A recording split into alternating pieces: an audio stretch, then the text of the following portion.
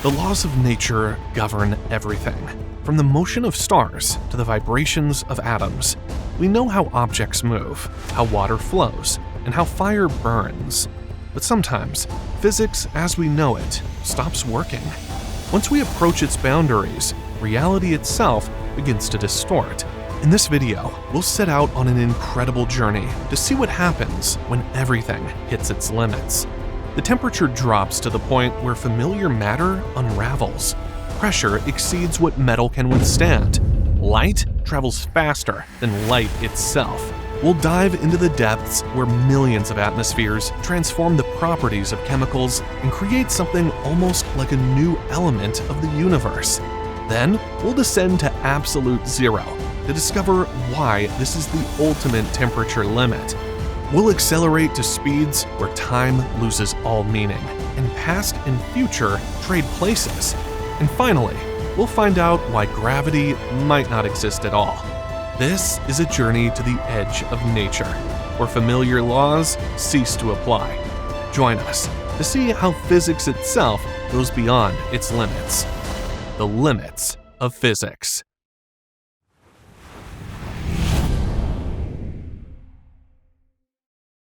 The highest temperature scientists obtained at the Large Hadron Collider is 5 trillion Kelvin. The lowest temperature that people managed to obtain is 0.00000000038 picokelvin, or minus 273.149 degrees Celsius, or minus 459.669 degrees Fahrenheit. But is there anything else hotter or colder? What does colder or hotter mean? Why are some objects warmer than others? What is absolute zero? And why is it minus 273.15 Celsius and minus 459.67 Fahrenheit? Keep watching to learn from this video. Absolute zero. Energy is the foundation of the universe and the basis of everything. It permeates everything that exists and sets in motion all the mechanisms of the universe. Energy takes on different forms and manifests itself differently in the movement of objects, chemical reactions, and basic natural phenomena. According to the world's most famous formula, E equals mc squared, even matter itself is just a form of energy, and in the matter, energy acquires the most obvious form for us: temperature. Living beings feel the temperature of everything by registering how much the substance is heated, and they feel very well having a shower. We can easily distinguish when the water temperature changes, even by a couple of degrees. But after all, both hot and cold water consists of the same atoms. Then what lies at the basis of such a phenomenon as temperature? It's all about the movement of atoms. They are always on the move. Every molecule oscillates even in a fixed piece of iron. Yes, even when trapped in a crystalline structure. From a school physics course, you probably remember that the body's kinetic energy sets it in motion. It is the measure of this very movement of molecules, and the higher this energy, the faster the atoms move. This is what determines the temperature. Body temperature is closely related to molecules' average kinetic energy. The higher the temperature of the body, the greater the average kinetic energy of its molecules. We can easily imagine what happens when the kinetic energy of molecules in a piece of iron or ice continues to increase. They will oscillate faster and faster, and at a certain moment start pulling away from their neighbors and striking out on their own, almost literally going into free floating. Because that is how a solid turns into a liquid. Ice melts and metal melts. Okay. But now we already know all this. But in the past, it was hard for people to comprehend these phenomena, just like everything else in nature. How did people come up with the idea that the temperature can be measured? Have you ever thought about why it's easier to raise the temperature than lower it?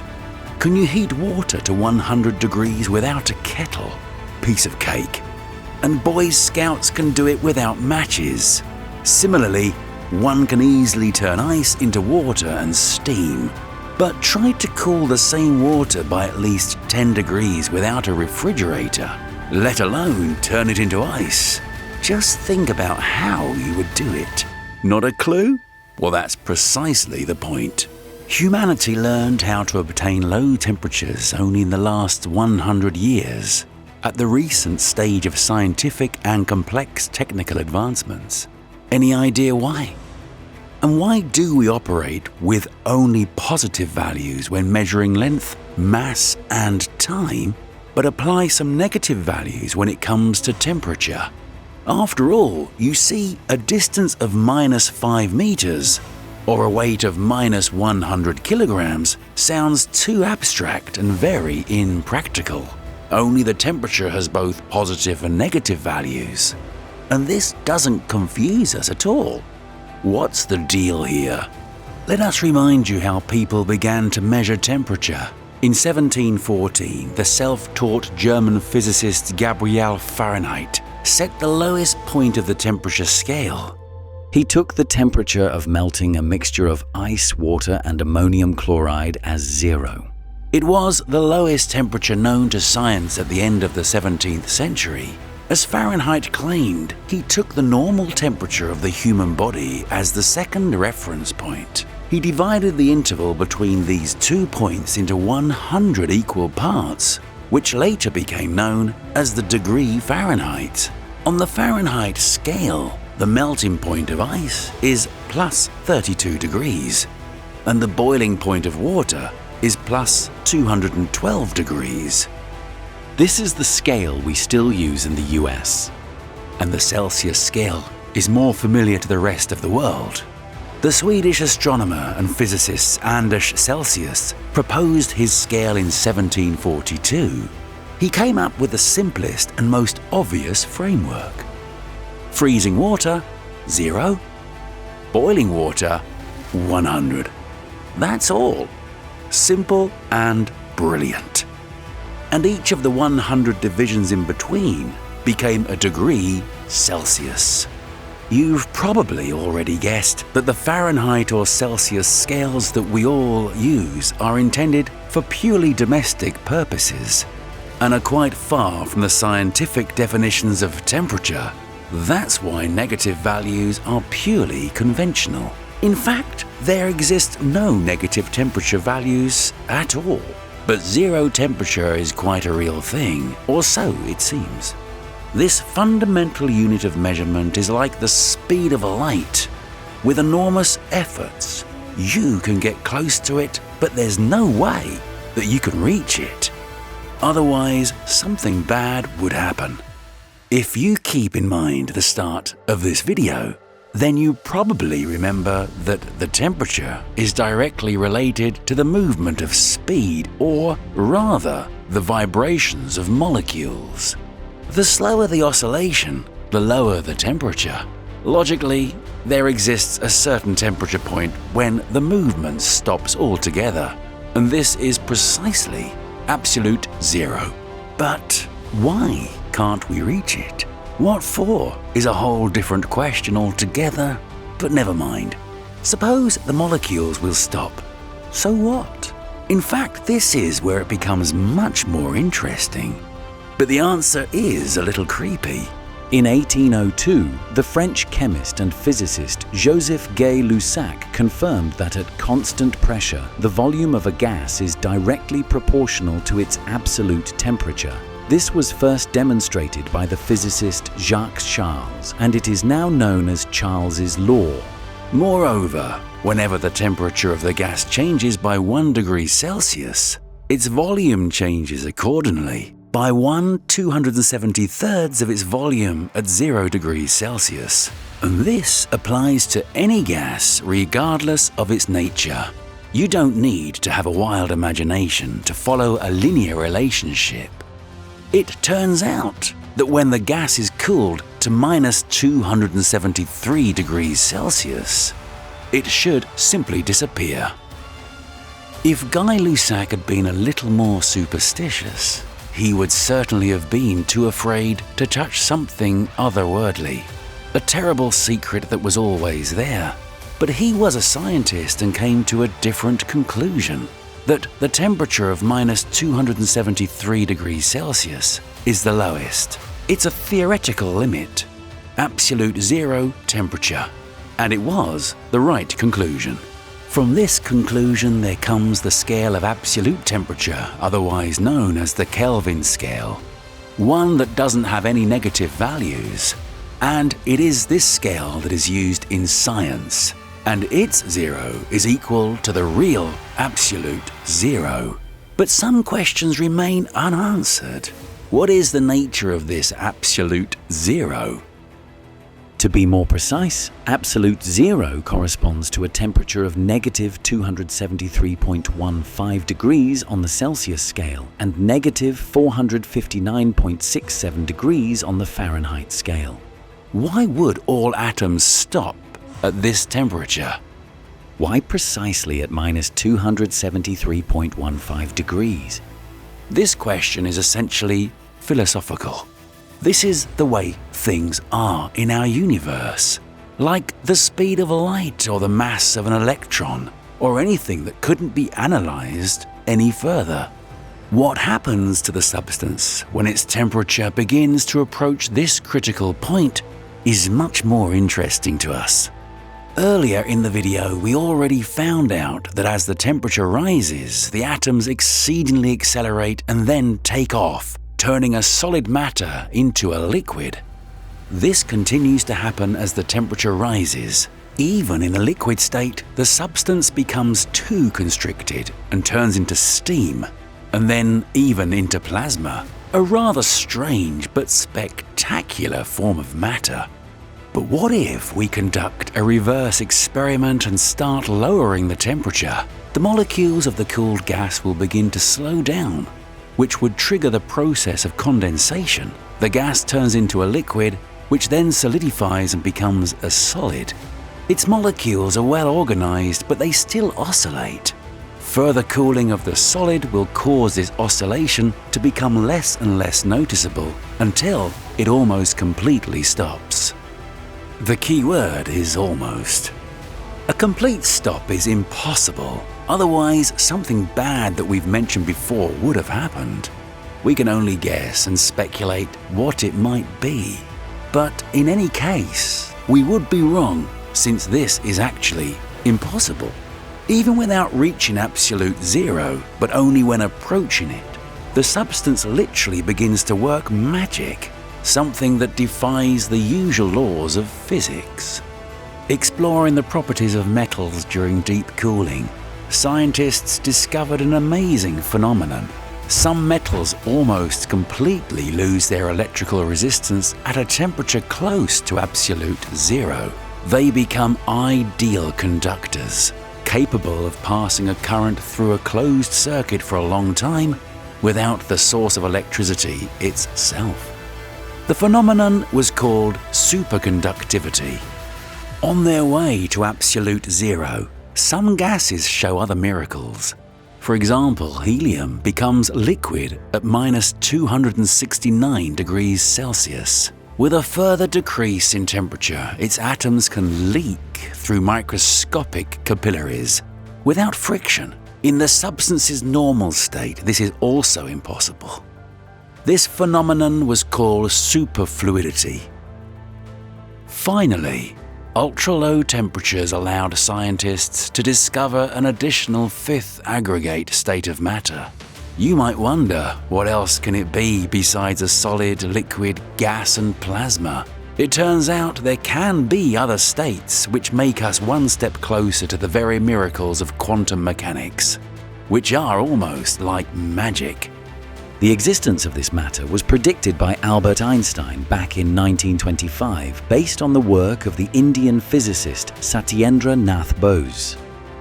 For the first time, its potential existence was experimentally confirmed by Eric Cornell and Carl Wieman in 1995 at the Joint Institute for Laboratory Astrophysics, JILA. To obtain this substance, scientists use gas from rubidium atoms cooled almost to absolute zero. But what is so special about this substance that they were trying to obtain it for 70 long years? This is something strange that is difficult to understand, let alone explain. In simple terms, we can say that some well-known quantum effects occur in the Bose-Einstein condensate, such as superposition, when a particle is in several different places at the same time. Yes, these oddities of quantum mechanics have puzzled scientists for over 100 years. But at least this was about elusive quanta, and here we are talking about the macro level where we can almost see all the wonders of the quantum mechanics through a microscope. In the lab, scientists have already learned how to experimentally slow down light using the Bose-Einstein condensate, and not by thousandths, but up to an incredible 0.2 millimeters per second. Would you believe this? It's too early to predict how this fantastic state of matter could benefit humanity. Just like this, the first researchers of electricity could hardly even imagine what their findings would turn into in a matter of decades. After all, the history of science has shown time and again, behind every such breakthrough lie new, even more unexpected horizons. And now we'll turn our attention to another extreme, where millions of atmospheres rewrite the very behavior of chemicals. Take a look at this water bottle. Nothing special happens when we squeeze it, right? The water inside stays the same. Under great weight, the bottle may deform significantly, but the water inside remains water, just as liquid and fluid with the same density. Now, what if we take a harder object, a piece of iron, and try to compress it with our hands? There'll be no visible changes. Of course, under extreme weight, it might change shape, but metal will remain solid. It won't become liquid or brittle. But what would happen if we applied the same extreme pressure to these materials? We bet you'll be surprised. In this video, you'll learn, can hydrogen gas turn into metal? What really destroyed the submersible Titan?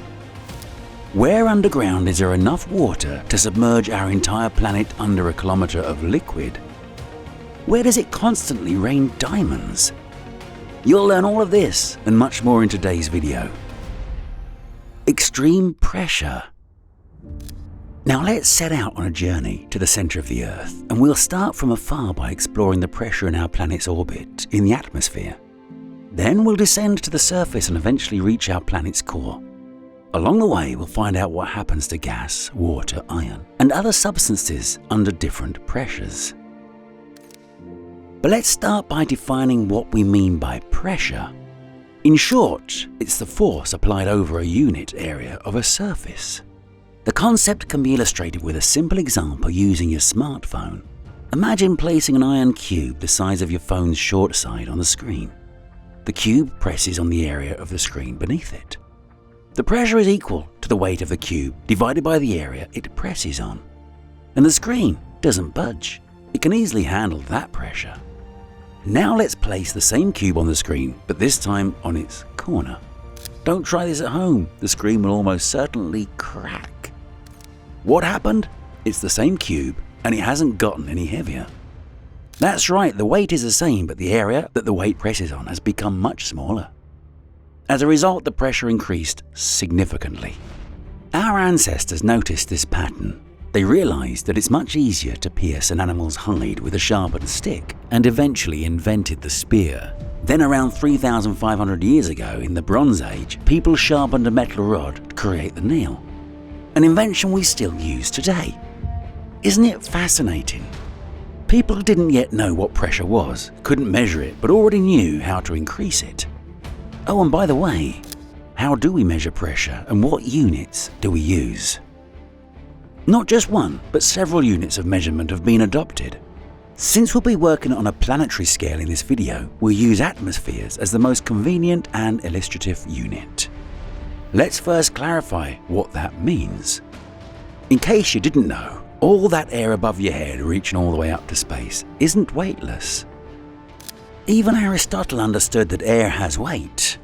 If you use the humid air from your breath to inflate a balloon and let it go, it will fall to the floor.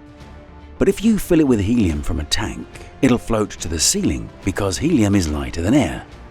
So the pressure on Earth at sea level is considered to be 1 atmosphere.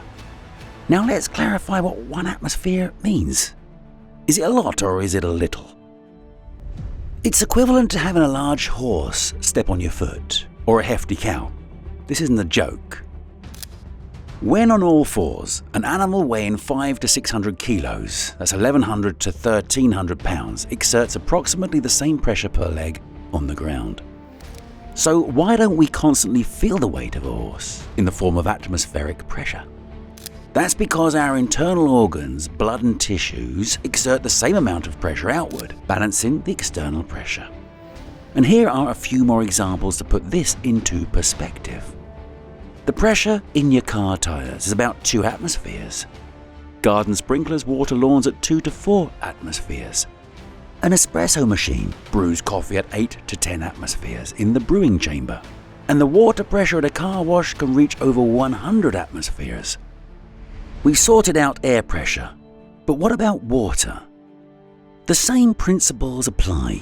The deeper you dive, the stronger the pressure gets, because water too has weight. And the deeper you go, the more water mass is above you. Starting from a certain depth, you'll need a bathyscaphe, otherwise you will be crushed. Now that we understand the idea of pressure in general, let's take an exciting journey through the scale of extreme pressure. We'll bring along 100 grams, 3.5 ounces of water, 10 grams, 0.35 ounces of iron, and 1 gram, 0.03 ounces of hydrogen, and observe how they change under various pressures. Shall we begin? Exosphere, 1,000 kilometers, 621 miles above the Earth. The pressure is 10 to the negative 13th power. Yes, we're starting our journey in space. The pressure here is 10 trillion times less than normal atmospheric pressure at the surface of the Earth. There's virtually none here, a near-perfect cosmic vacuum. So, what happens to matter under such extreme conditions? Actually, in terms of pressure, nothing unusual. Metal remains metal with all its properties, plastic remains plastic, and glass remains glass. Only other factors, cosmic rays, extreme ultraviolet radiation, and micrometeoroid impacts gradually destroy their surface. So nothing will happen to our piece of iron here. But what about water and hydrogen? Oh, that's where things get interesting. We carry water in a container and hydrogen in a balloon. 1 gram, 0.03 ounces of hydrogen is enough to inflate a small balloon. In a vacuum with almost no external pressure, hydrogen remains a gas, but the balloon will expand because the pressure inside is higher than outside. It will eventually swell and might even burst. If we release hydrogen at this altitude, it will simply spread out, forming a small hydrogen cloud that gradually dissipates, becoming less dense over time. A completely different thing will happen with water. If we release water from the container directly into space, it will begin to boil, evaporate, and freeze, all at the same time. At regular pressure, it's impossible to see all these 3 processes at once. This happens because water turns from a liquid into gas under low pressure, then quickly releases heat into empty space, which leads to freezing. The liquid form of water as we know it only exists because of atmospheric pressure. The lower the pressure, the more water wants to break free and evaporate. And that's why water boils at 100 degrees Celsius, 212 degrees Fahrenheit at sea level, but at only 69 degrees Celsius and 156 degrees Fahrenheit on Mount Everest.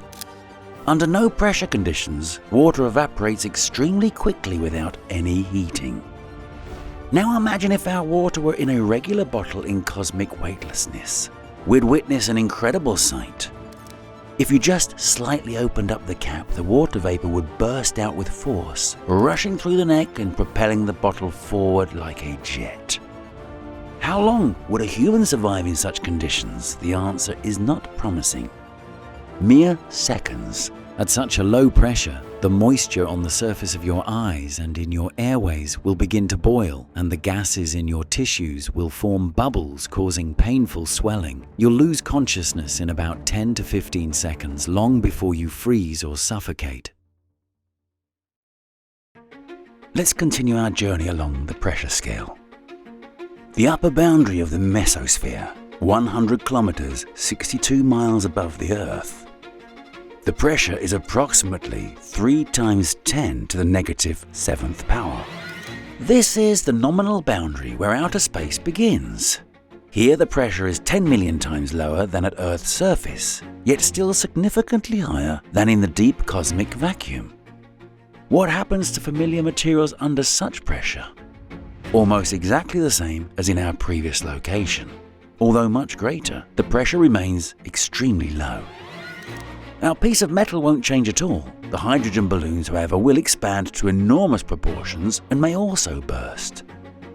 If the hydrogen is released, it will disperse in all directions, gradually losing density. Liquids face the same challenges here as they do at an altitude of 1,000 kilometers, 621 miles. Water cannot exist as a liquid under this pressure. At such low pressure, water cannot remain liquid. It either instantly boils, turning into vapor, or freezes, turning into ice. This means that ice is the natural state of water at this altitude. If you heat it, it won't melt in the usual way. Instead, it will go directly from solid to vapor without passing through a liquid stage. This process is known as sublimation. Searching for complex life forms at this altitude is a hopeless endeavor. We know that where there is no liquid water, there are no chances for the emergence of Earth-like life. Bacteria and spores accidentally carried to this height might withstand the pressure and temperature, but they would be immediately destroyed by radiation. In general, we have every reason to consider this zone practically sterile. Shall we continue our journey? Stratosphere, 30 kilometers, 18.6 miles above the Earth. The pressure is 0.01 atmospheres. There is some actual pressure here, although 0.01 atmosphere is minimal. It's enough to give air temperature practical significance. Our test materials behave differently here, but not all of them. The piece of iron remains unchanged. The hydrogen balloon, however, has shrunk. The gas has become slightly denser, but its properties haven't changed. It's still a gas. Water will also quickly begin to boil, turning into a cloud of ice crystals. But a noticeably larger volume of water will have time to freeze inside the container than at 100 kilometers, 62 miles. It will once again turn into liquid if heated above 0 degrees centigrade, 32 degrees Fahrenheit. This is a significant difference from the previous level. The water here could potentially sustain life. However, it is important to remember that at such low pressure, the oxygen needed for life dissolves in water much worse than at regular pressure. For example, even in a warm aquarium, fish wouldn't survive at this altitude. It's a strange paradox.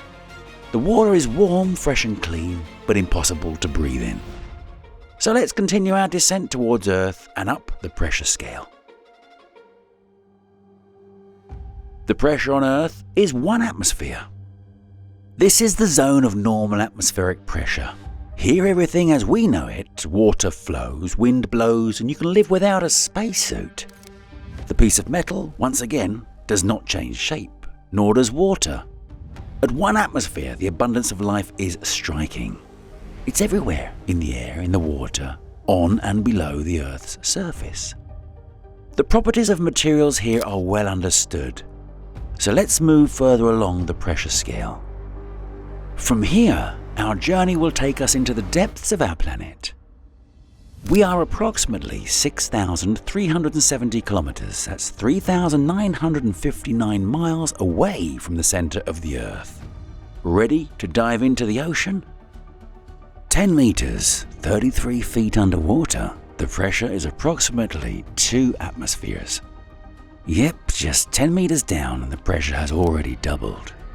In the ocean, the pressure increases by roughly 1 atmosphere every 10 meters, 33 feet. With each meter, the environment slowly but surely changes. However, this depth is not sufficient to alter the properties of the samples we brought with us.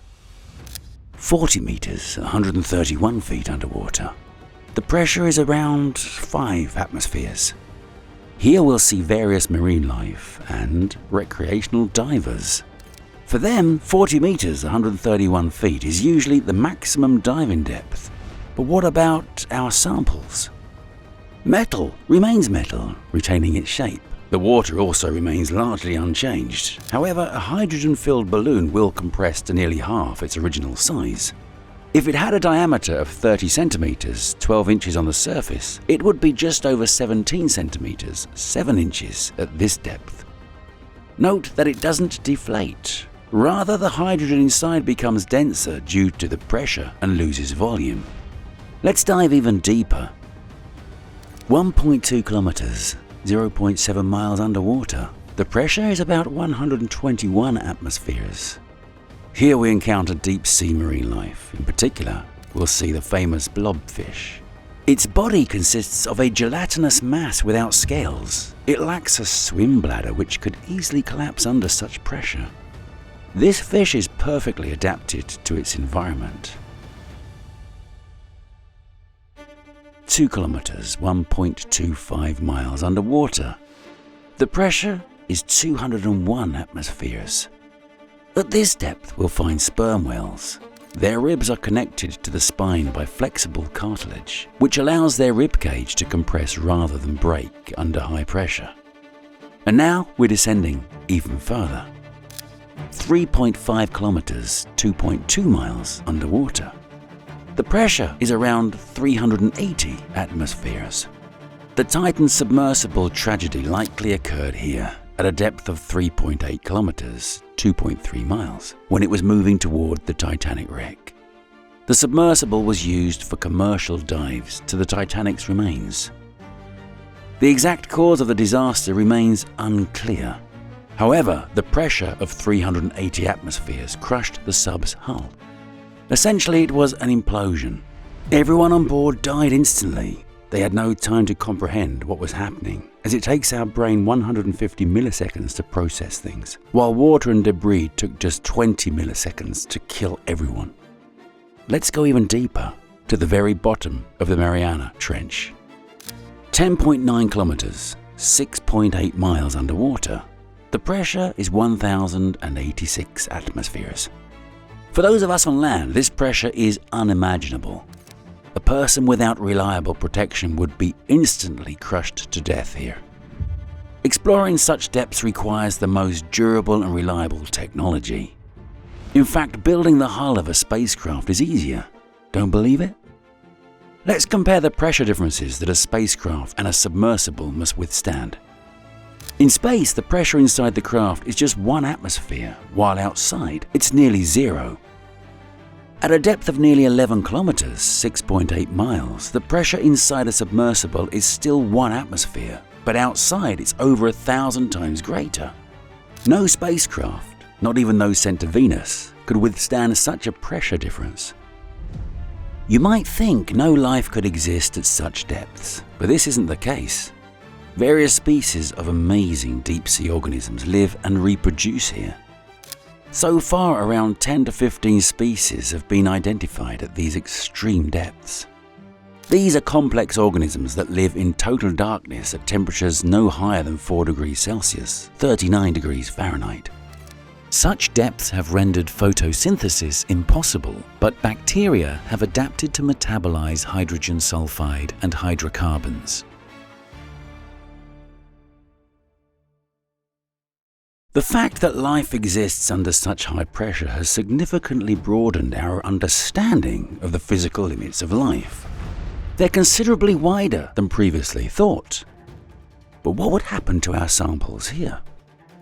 Hydrogen has become so dense that it has shrunk several times more in size.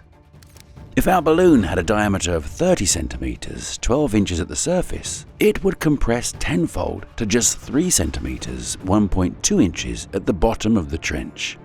However, the balloon would suffer the same fate as the Titan submersible long before reaching the trench floor. No elastic material on Earth can withstand such extreme pressure differences. The same applies to our water container. From this point onward, we'll discuss the state of our samples as if they were in ideal containers capable of withstanding such immense pressures. So what about the water? Would its volume decrease under a pressure of 1,086 atmospheres? Surprisingly, no. Despite its fluidity and ability to change shape, water is practically incompressible. Even if you sealed water in a lead sphere and struck it with a sledgehammer, the water would seep through the invisible micro cracks in the lead, but wouldn't reduce in volume. Why is this? There's a lot of space between hydrogen molecules, allowing them to compress closer together. However, water molecules are already packed tightly, but because they're not constantly moving, water becomes fluid. As for the piece of metal, there's no doubt it remains as it was, whether in space or under immense ocean pressure. What would happen if we continued our journey deeper into the Earth? And generally, what would the pressure be at such depth beneath the Earth's surface rather than underwater? Would it be the same? No, it would be significantly greater, as rock is much heavier than water. This is obvious since rock and even sand quickly sink in water. Let's continue our journey, but this time within the Earth's crust. 11 kilometers, 6.8 miles underground. The pressure is approximately 3,000 atmospheres. The temperature is over 400 degrees Celsius, that's 752 degrees Fahrenheit. This is a blazing inferno. Let's see how our samples are doing. Hydrogen is compressed, but still in a gaseous state. Nothing special happens to it. However, water undergoes something extraordinary. One might assume that at a temperature 4 times higher than its boiling point, it should instantly vaporize. Yet the immense pressure changes everything. Under such conditions, water transitions into a supercritical fluid, a fascinating and bizarre phase where the substance possesses the properties of both liquid and a gas. Nothing much happens to our metal sample here. Its melting temperature will slightly increase and its electrical resistance will rise. But there'll be no visible changes, it won't even begin to glow red. There's no life at this depth, at least no living organisms were found in samples from the Kola Super Deep borehole. By the way, we have a detailed video about what was discovered in the Kola Super Deep borehole. Check the right corner for the link. Let's go even deeper, quickly covering kilometer after kilometer, mile after mile. At a depth of about 70 kilometers, 43 miles, we'll have passed through the Earth's crust and entered the upper mantle, the main layer of the Earth, which makes up about 84% of its volume. This layer extends down to about 2,900 kilometers, 1,800 miles. The pressure in this layer continues to rise at an alarming rate. Let's go further down the mantle. 200 kilometers, 124 miles underground, the pressure is up to 70,000 atmospheres. The temperature is up to 1,500 degrees Celsius, 2,700 degrees Fahrenheit. So what happens to our samples here? Practically nothing. Iron remains iron and won't even melt, as the temperature at this depth ranges between 1,200 and 1,500 degrees Celsius, 2,200 and 2,700 degrees Fahrenheit. Iron melts at 1,538 degrees Celsius under normal atmospheric pressure. But it will definitely glow bright red or orange. Water remains in its supercritical fluid state. Hydrogen compresses further but stays in a gaseous form. The extreme temperature prevents it from becoming a liquid. What's more fascinating at this depth is not our samples, but the environment itself. Here you'll find exotic minerals like olivines, proxenes and garnets. As pressure increases, atoms abruptly rearrange at a certain point, forming a new type of crystal lattice. The chemical composition remains the same, but the mineral itself transforms completely. The most common example of this is carbon turning into diamond. Are diamonds present here? Absolutely. This is precisely where they're formed. The process of diamond formation takes millions or even billions of years. Naturally, it's impossible to mine them at such depths. However, in volcanic regions, diamonds can be brought to the surface along with magma. As it solidifies, it forms kimberlite pipes with rich diamond deposits. Later, people transform these kimberlite pipes into giant cone-shaped quarries. Now let's go even deeper. 400 kilometers, 248 miles underground. The pressure is 140,000 atmospheres. The temperature is up to 1,600 degrees Celsius, 2,900 degrees Fahrenheit. We're still in the upper mantle, however our iron sample remains almost unchanged from the previous level as the pressure prevents it from melting. It will simply glow even more brightly.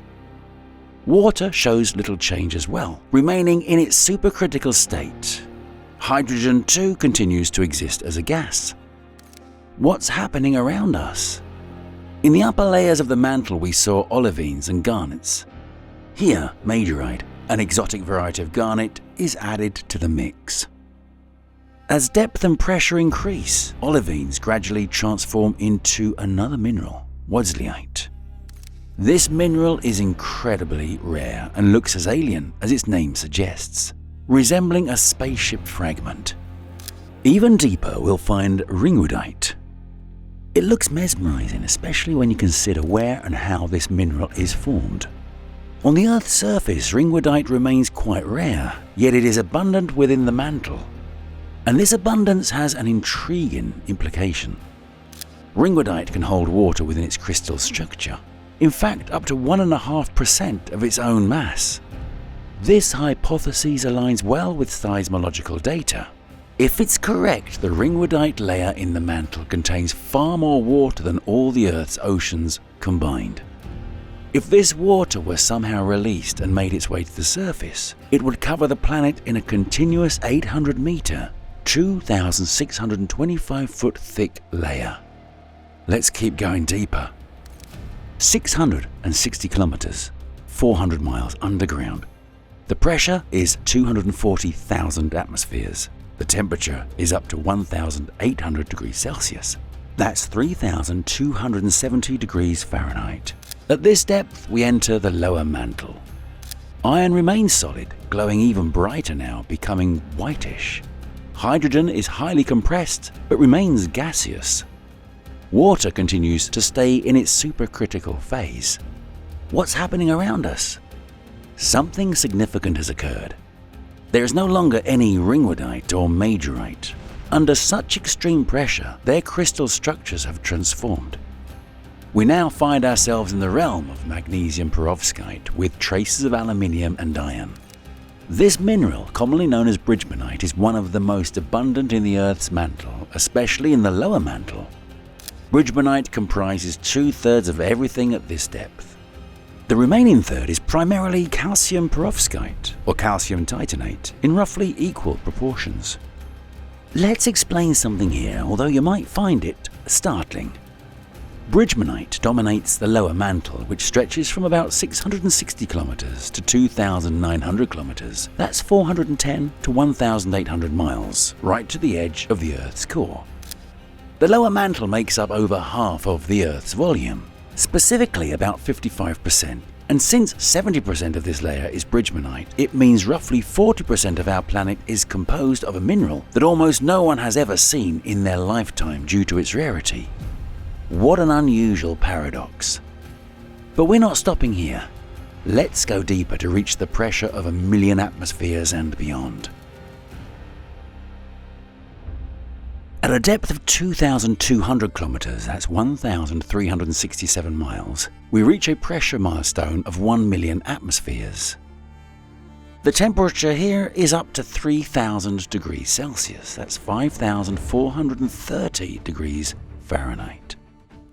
We are now in the lower part of the lower mantle. The environment remains largely the same, but this is an important pressure threshold for the samples we've been carrying. Let's see what's happened to them. In the past, scientists believed that under such conditions water would transform into an exotic state known as Ice 10. This form of ice exhibits metallic properties. It's 4 times denser than regular ice and efficiently conducts electricity. This happens because extreme pressure brings water molecules so close together that the oxygen atoms form a cubic lattice. Meanwhile, the hydrogen ions move freely, which makes it possible to carry electrical charge. However, recent research suggests that the intense heat, reaching up to 3,000 degrees Celsius, that's 5,430 degrees Fahrenheit at this depth, prevents water from forming ice 10. Instead, it likely remains in its supercritical state. That said, the question isn't fully settled, and this remains a subject of scientific debate. What about our iron sample? It will change significantly. Iron will most likely undergo a phase transition from its standard crystalline structure to a denser form known as epsilon iron.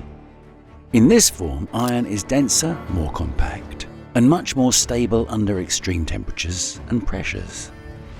And what about hydrogen? At this depth, hydrogen compresses to just a few millimeters in diameter.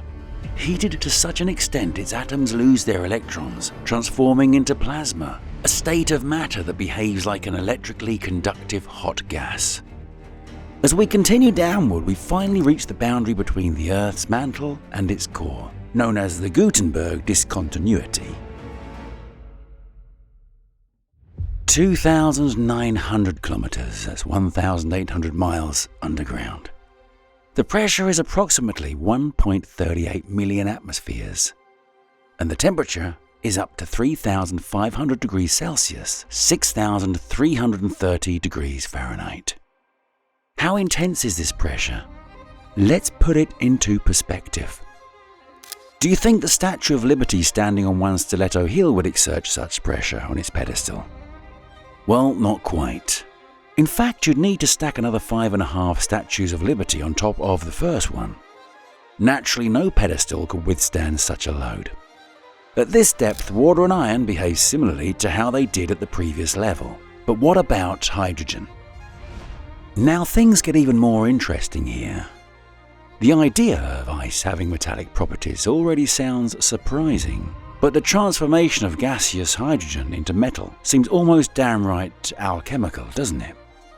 It was previously thought that hydrogen could become metallic at a pressure of 1.4 million atmospheres. However, modern research indicates that even higher pressure is required. At 1.4 million atmospheres, hydrogen might not transition into a metallic state, but could instead enter a supercritical phase.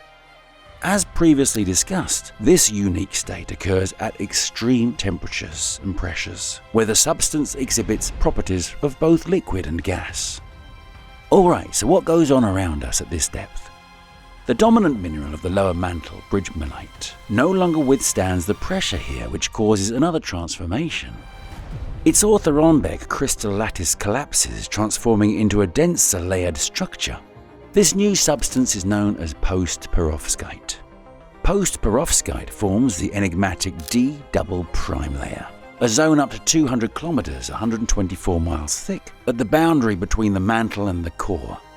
This layer has puzzled scientists for years due to the 2 unusual anomalies.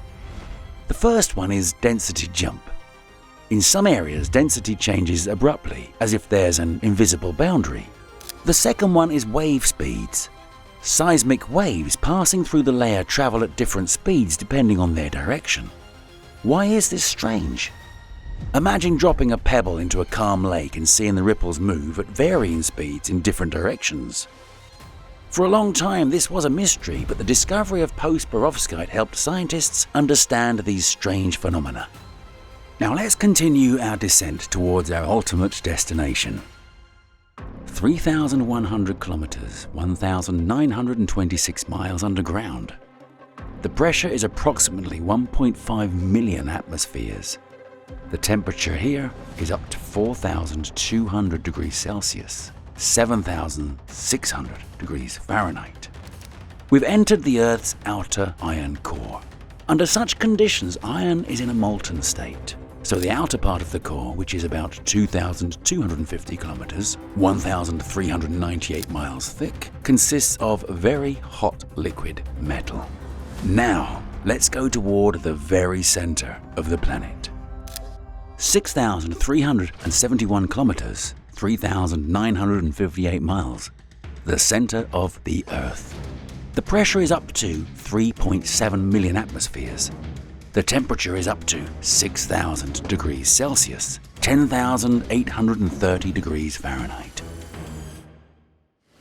We are now in the inner core, which has a radius of 1,220 kilometers, 758 miles. Unlike the outer core, the inner core is solid. Despite its staggering temperature, the immense pressure prevents it from melting. What happens under such extreme conditions? The inner core is primarily composed of an iron-nickel alloy, with lighter elements such as silicon, sulfur, carbon, oxygen, and possibly hydrogen. It stays solid due to the immense pressure. If we could see it, the core would appear to shine bright white. This inner core serves as the heart of the planet's massive magnetic field generator, shielding us from harmful solar radiation and allowing life to thrive without the need for underground bunkers. What about our samples at this depth? Water likely remains in its supercritical fluid state, but there's a chance it could transform into hot plasma. Plasma is an exotic state of matter typically found in stars, thermonuclear reactors, or within the body of a lightning bolt. Iron, on the other hand, would find itself in its native element, but under extreme conditions. Surrounding it would be the Earth's iron-nickel core, heated up to a whopping 6,000 degrees Celsius. That's 10,830 Fahrenheit, which is hotter than the surface of the Sun. Add to that the overwhelming pressure, and the iron would transition from its molten state back into solid metal, glowing almost white. And what about hydrogen? One might wonder if hydrogen would finally acquire metallic properties at the Earth's core. Unfortunately, no. It's more likely to remain in a supercritical phase. For metallic properties, it would need a pressure of at least 4 million atmospheres, preferably 5. Where can such conditions be found if Earth's core has a pressure lower than 4 million atmospheres? Obviously, on other planets of the solar system. That's our next destination. When it comes to pressure, the gas giants Jupiter and Saturn, along with the ice giants Uranus and Neptune, are particularly worth exploring. These planets have very different compositions. Jupiter and Saturn are primarily composed of about 3/4 hydrogen and 1/4 helium.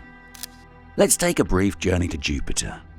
After passing through the gaseous and gas-liquid layers of its atmosphere, we reach a point about 0.8 radii from the planet's center, where we encounter a vast ocean of liquid hydrogen and helium. The pressure at this surface is about 0.69 million atmospheres, and this ocean is unimaginably deep. Let's descend another 8,000 kilometers, 4,970 miles. Here the pressure reaches 2 million atmospheres.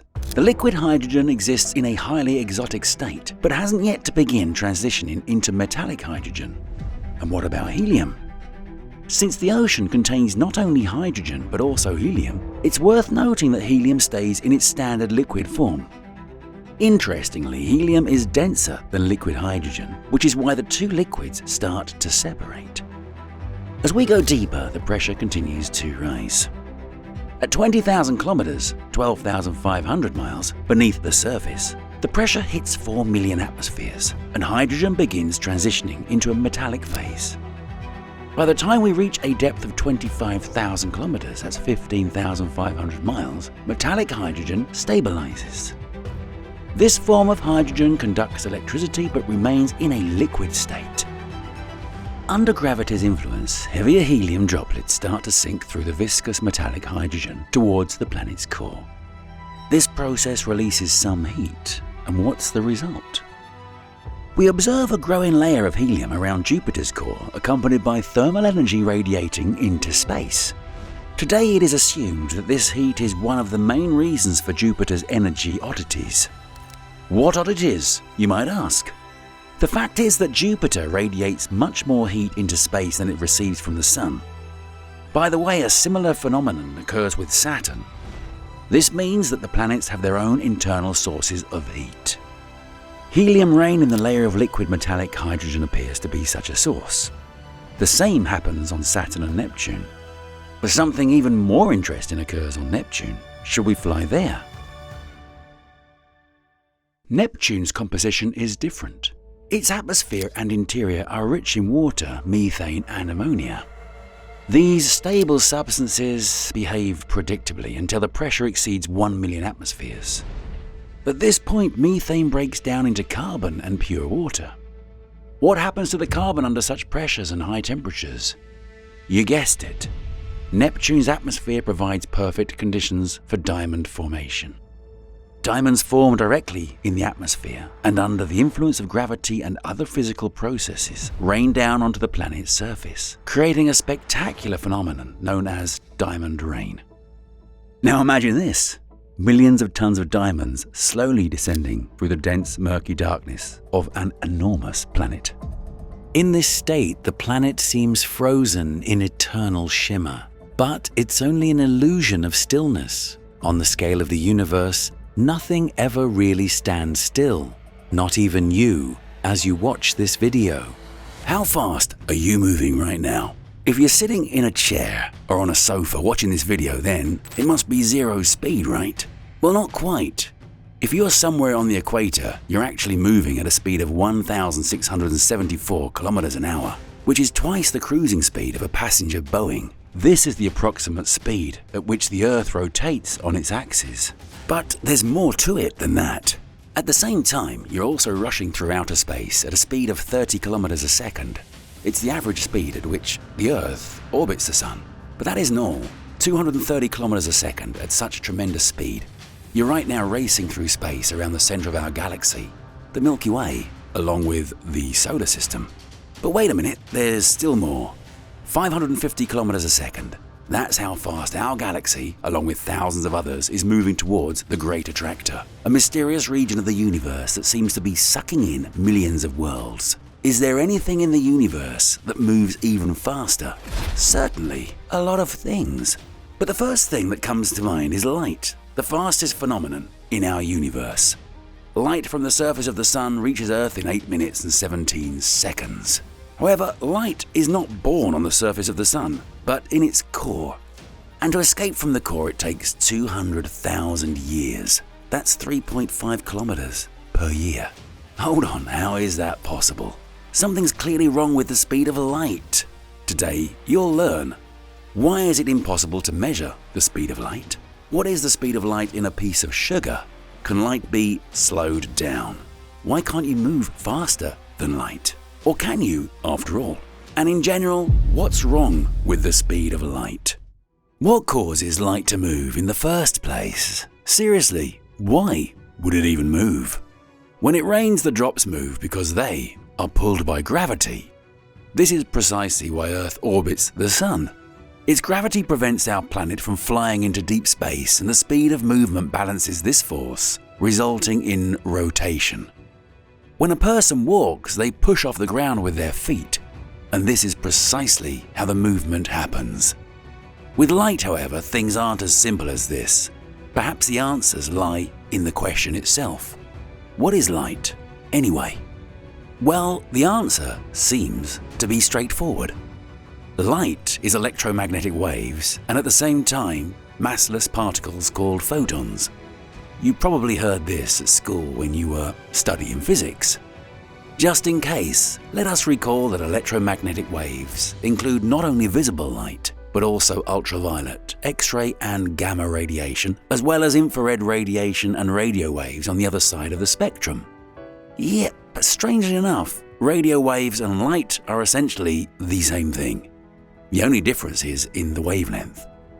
We can only see a very narrow segment of this spectrum, which we call visible light.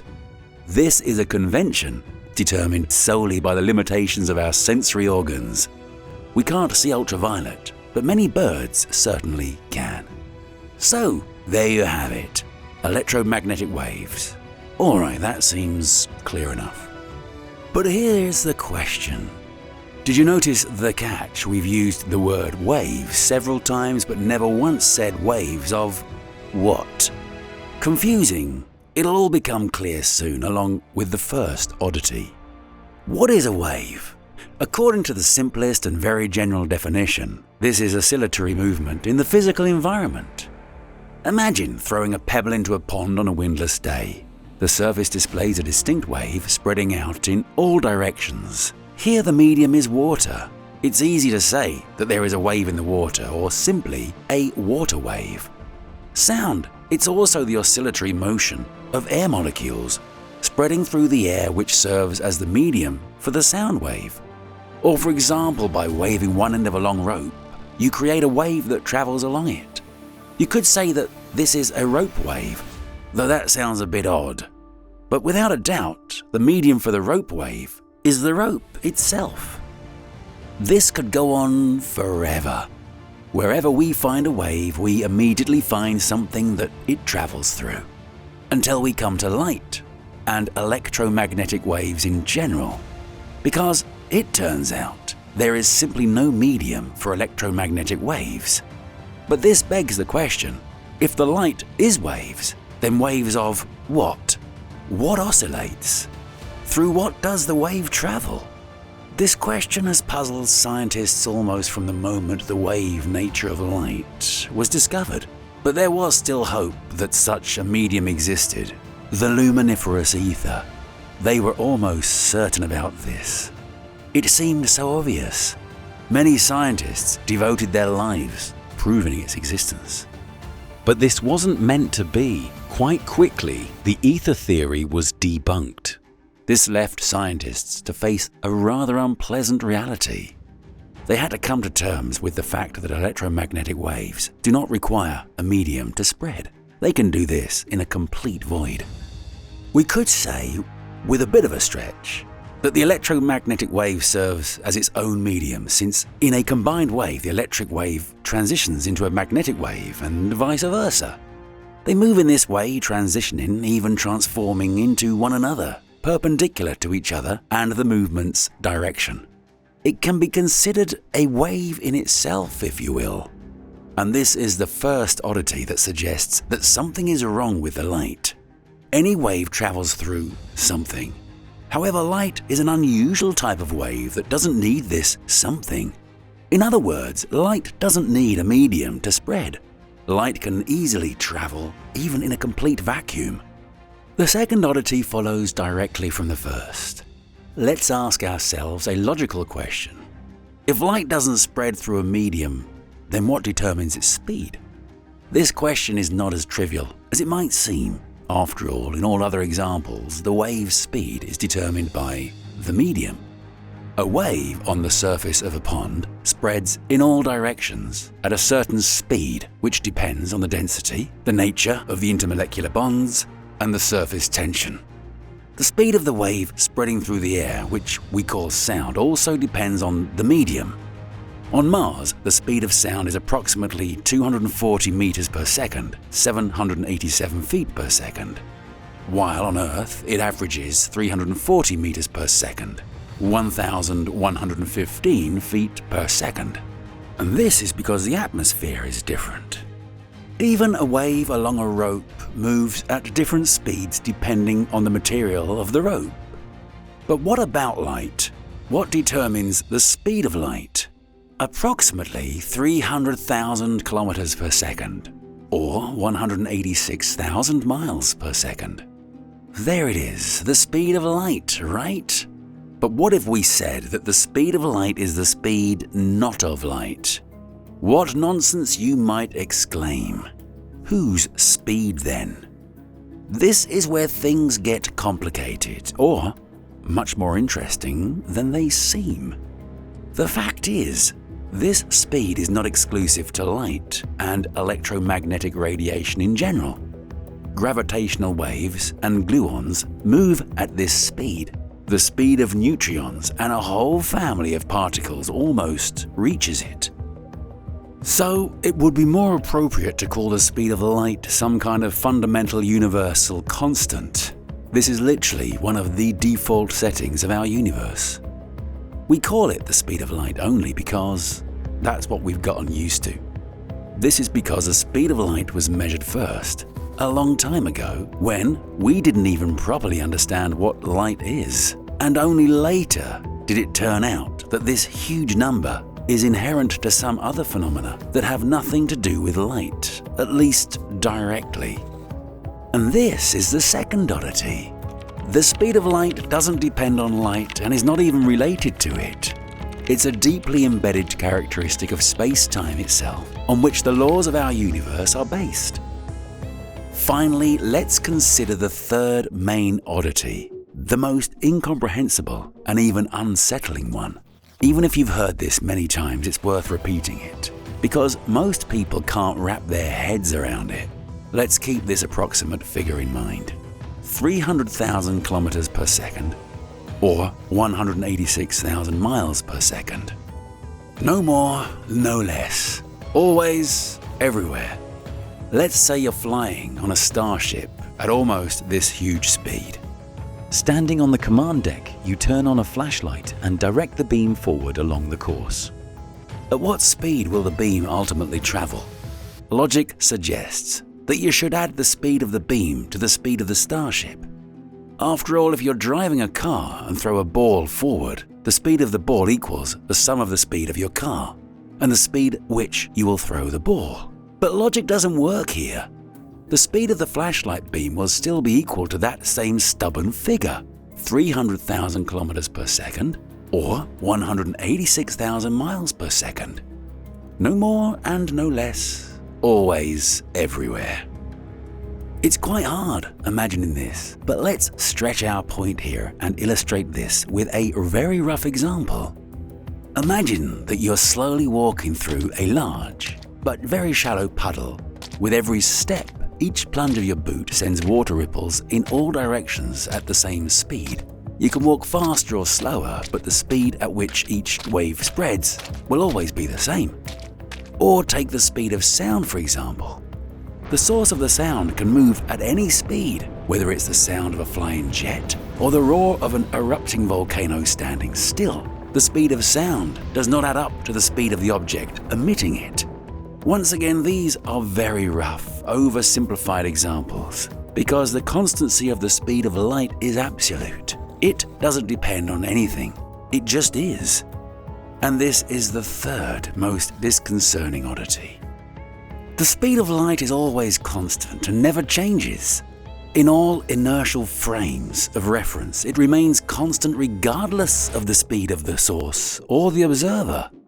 This phenomenon is counterintuitive and truly baffling, but it has been confirmed by numerous experiments and is one of the fundamental principles of modern physics. However, scientists realized this only centuries after this speed was measured. An attentive viewer might say, hang on, what do you mean by centuries after? Was the speed of light measured hundreds of years ago? But how? What kind of medieval technology would have allowed us to do it? After all, it's not hard to figure out that at such speed, light can circle the globe at the equator 7 times in 1 second, provided it could move in a circle. Now, what kind of devices must those people have had to be able to do this? Mind you, the steam engine hadn't been around back then, let alone a collider. In fact, the most primitive devices and ingenuity, remarkable intelligence, and curiosity took care of the rest. Think of how you would measure the speed of light if you were really motivated to do it. Surely, you would agree with a friend to climb to the tops of neighboring mountains, where you would turn flashlights on and off and record the time. The algorithm seems pretty straightforward. 1. You turn on the flashlight and note the time. 2. Your friend on the neighboring mountain also records the time when he sees the light from your flashlight. 3. Then you both compare the time readings to see the difference. 4. Divide the distance between the peaks by this difference. 5. Presto. We get the speed of light, right? This is exactly what Galileo Galilei thought. And that's exactly how he tried to measure the speed of light in practice. Galileo and his assistant climbed the hills with lanterns, knowing the precise distance between them. One of them would open the shutter on the lantern, and the other was supposed to do the same when he saw the light from the first lantern. Knowing the distance and the time delay before the assistant opened his lantern, Galileo planned to calculate the speed of light. However, it didn't work out. The time interval turned out to be so short that Galileo almost equated it to be the human reaction speed. He concluded that the speed of light must be too fast to be measured by the tools and methods available at that time. Nevertheless, this was still progress. After all, most ancient scientists were convinced that light moved instantly. However, Galileo's findings suggested that the speed of light was finite. And in the 17th century, the distinguished Danish astronomer and mathematician Ole Rømer conclusively proved this. The scientist was then working at the Royal Observatory in Paris. He made his first measurements by observing the eclipses of Io, one of Jupiter's moons. Let's clarify what we mean by an eclipse here. The Sun has nothing to do with it. We're talking about the part of Io's orbit when the moon disappears behind Jupiter, as seen from Earth. This is why we don't see it for some time, which is what we call an eclipse. Rømer, like other astronomers of his time, was well aware of the oddity associated with this eclipse. Here's the thing. The moon Io orbits Jupiter in a very stable and predictable manner, just like the Earth orbits the Sun. We know very well that the Earth's orbital period is exactly 1 year. Even in ancient times, this knowledge was used to calculate the seasons and, therefore, to make future plans. Similarly, with other celestial bodies, including Jupiter and its moon, you can easily calculate where the moon will be at any given time, even hundreds of years in advance. But here's the problem. Astronomers noticed that the eclipses of Io sometimes started later than they thought, depending on the time of the year. Io orbits very rapidly around Jupiter, completing a full orbit in just 42 hours. So astronomers didn't have to wait long to compare readings and calculate this discrepancy. Therefore, observations were conducted frequently, and each one only confirmed this strange and inexplicable delay. Take a look here. The Earth orbits around the Sun and at a certain point is at its closest to Jupiter. An astronomer looks at his watch. It shows midnight. He looks through the telescope towards Jupiter and observes the moon Io begins to disappear behind Jupiter. 42 hours later, Io, having completed a full orbit around Jupiter, appears in the same place again. Everything is obvious and predictable. Now imagine that exactly 6 months later, the same astronomer from the same place on Earth wanted to observe Io hiding behind Jupiter again. He easily calculated the time of day when he needed to sit down at the telescope. The observation begins and, according to calculations, Io should be visibly touching Jupiter right now, going behind it like this. But the astronomer discovers that the moon is still on its way, so it looks more like this, and the eclipse will start only a whole 22 minutes later. But why is that? Why was there an error in the calculations? No, everything has been checked many times. There can be no mistake. Has Io begun to orbit Jupiter more slowly? Of course not. It's also easy to check. So what happened? Many astronomers noticed this discrepancy, but for a long time, no one really understood its cause. They couldn't all be wrong. And they weren't. They simply didn't realize that it wasn't about Io or even Jupiter. It was about the speed of light. And it was Rømer who figured out to link this discrepancy with the distance from Earth to the Jupiter system. The fact is that Earth also orbits the Sun and thus becomes closer or further from Jupiter depending on the time of the year. In 1676, Rømer once again observed Io through a telescope and discovered that the time of the moon's eclipse shifted slightly compared to the calculations as the Earth moved away from Jupiter. At some point, this delay reaches a maximum of 1,320 seconds. That is a whole 22 minutes. Clearly, this was something much more serious than just a discrepancy. Rømer realized that the maximum eclipse delay occurs when the Earth is at its furthest from the Sun. That is, when the distance between our planet and Jupiter is maximum. And at some point, it dawned on him. The scientist suggested that this delay is the time that light needs to travel the additional distance. From the nearest position of Earth to Jupiter in Earth's orbit to the farthest. The differences between them equals the diameter of the Earth's orbit around the Sun. Let's see how this happens. Imagine yourself in Roma's place. Here is Io's orbit around Jupiter, and here is Earth's orbit around the Sun. At a certain time of year, Earth is here, as close as possible to Jupiter and Io. Another eclipse of Io begins. We observed it and recorded the time. And now, 6 months later, Earth is at the opposite end of its orbit around the Sun, meaning it's maximally far from Jupiter. We'd like to repeat the observation, calculate the time and sit down at the telescope, but the eclipse of Io begins 1,320 seconds, or 22 minutes later than it should, because the light simply needs to travel the extra distance. We don't know for certain whether Roma continued his train of thought and solved the riddle of the speed of light. Most of his work was destroyed during a fire in Copenhagen in 1728. And it's unknown whether he announced the discovery of the speed of light. But he proved that it has limits and determined them. Using modern knowledge of the celestial body's orbits, we can calculate that Roma's experiment would have shown the speed of light to be 226,663 kilometers a second. This is almost a quarter less than the true value. Roma was noticeably mistaken, as at that time the diameter of the Earth's orbit and the time delay of Io's eclipse were measured inaccurately. Nonetheless, this was another important step forward. 50 years later, in 1728, thanks to the discovery and the phenomenon of light aberration, the English astronomer James Bradley refined this figure to 308,000 kilometers a second. Although this figure was a bit too high, it was very close.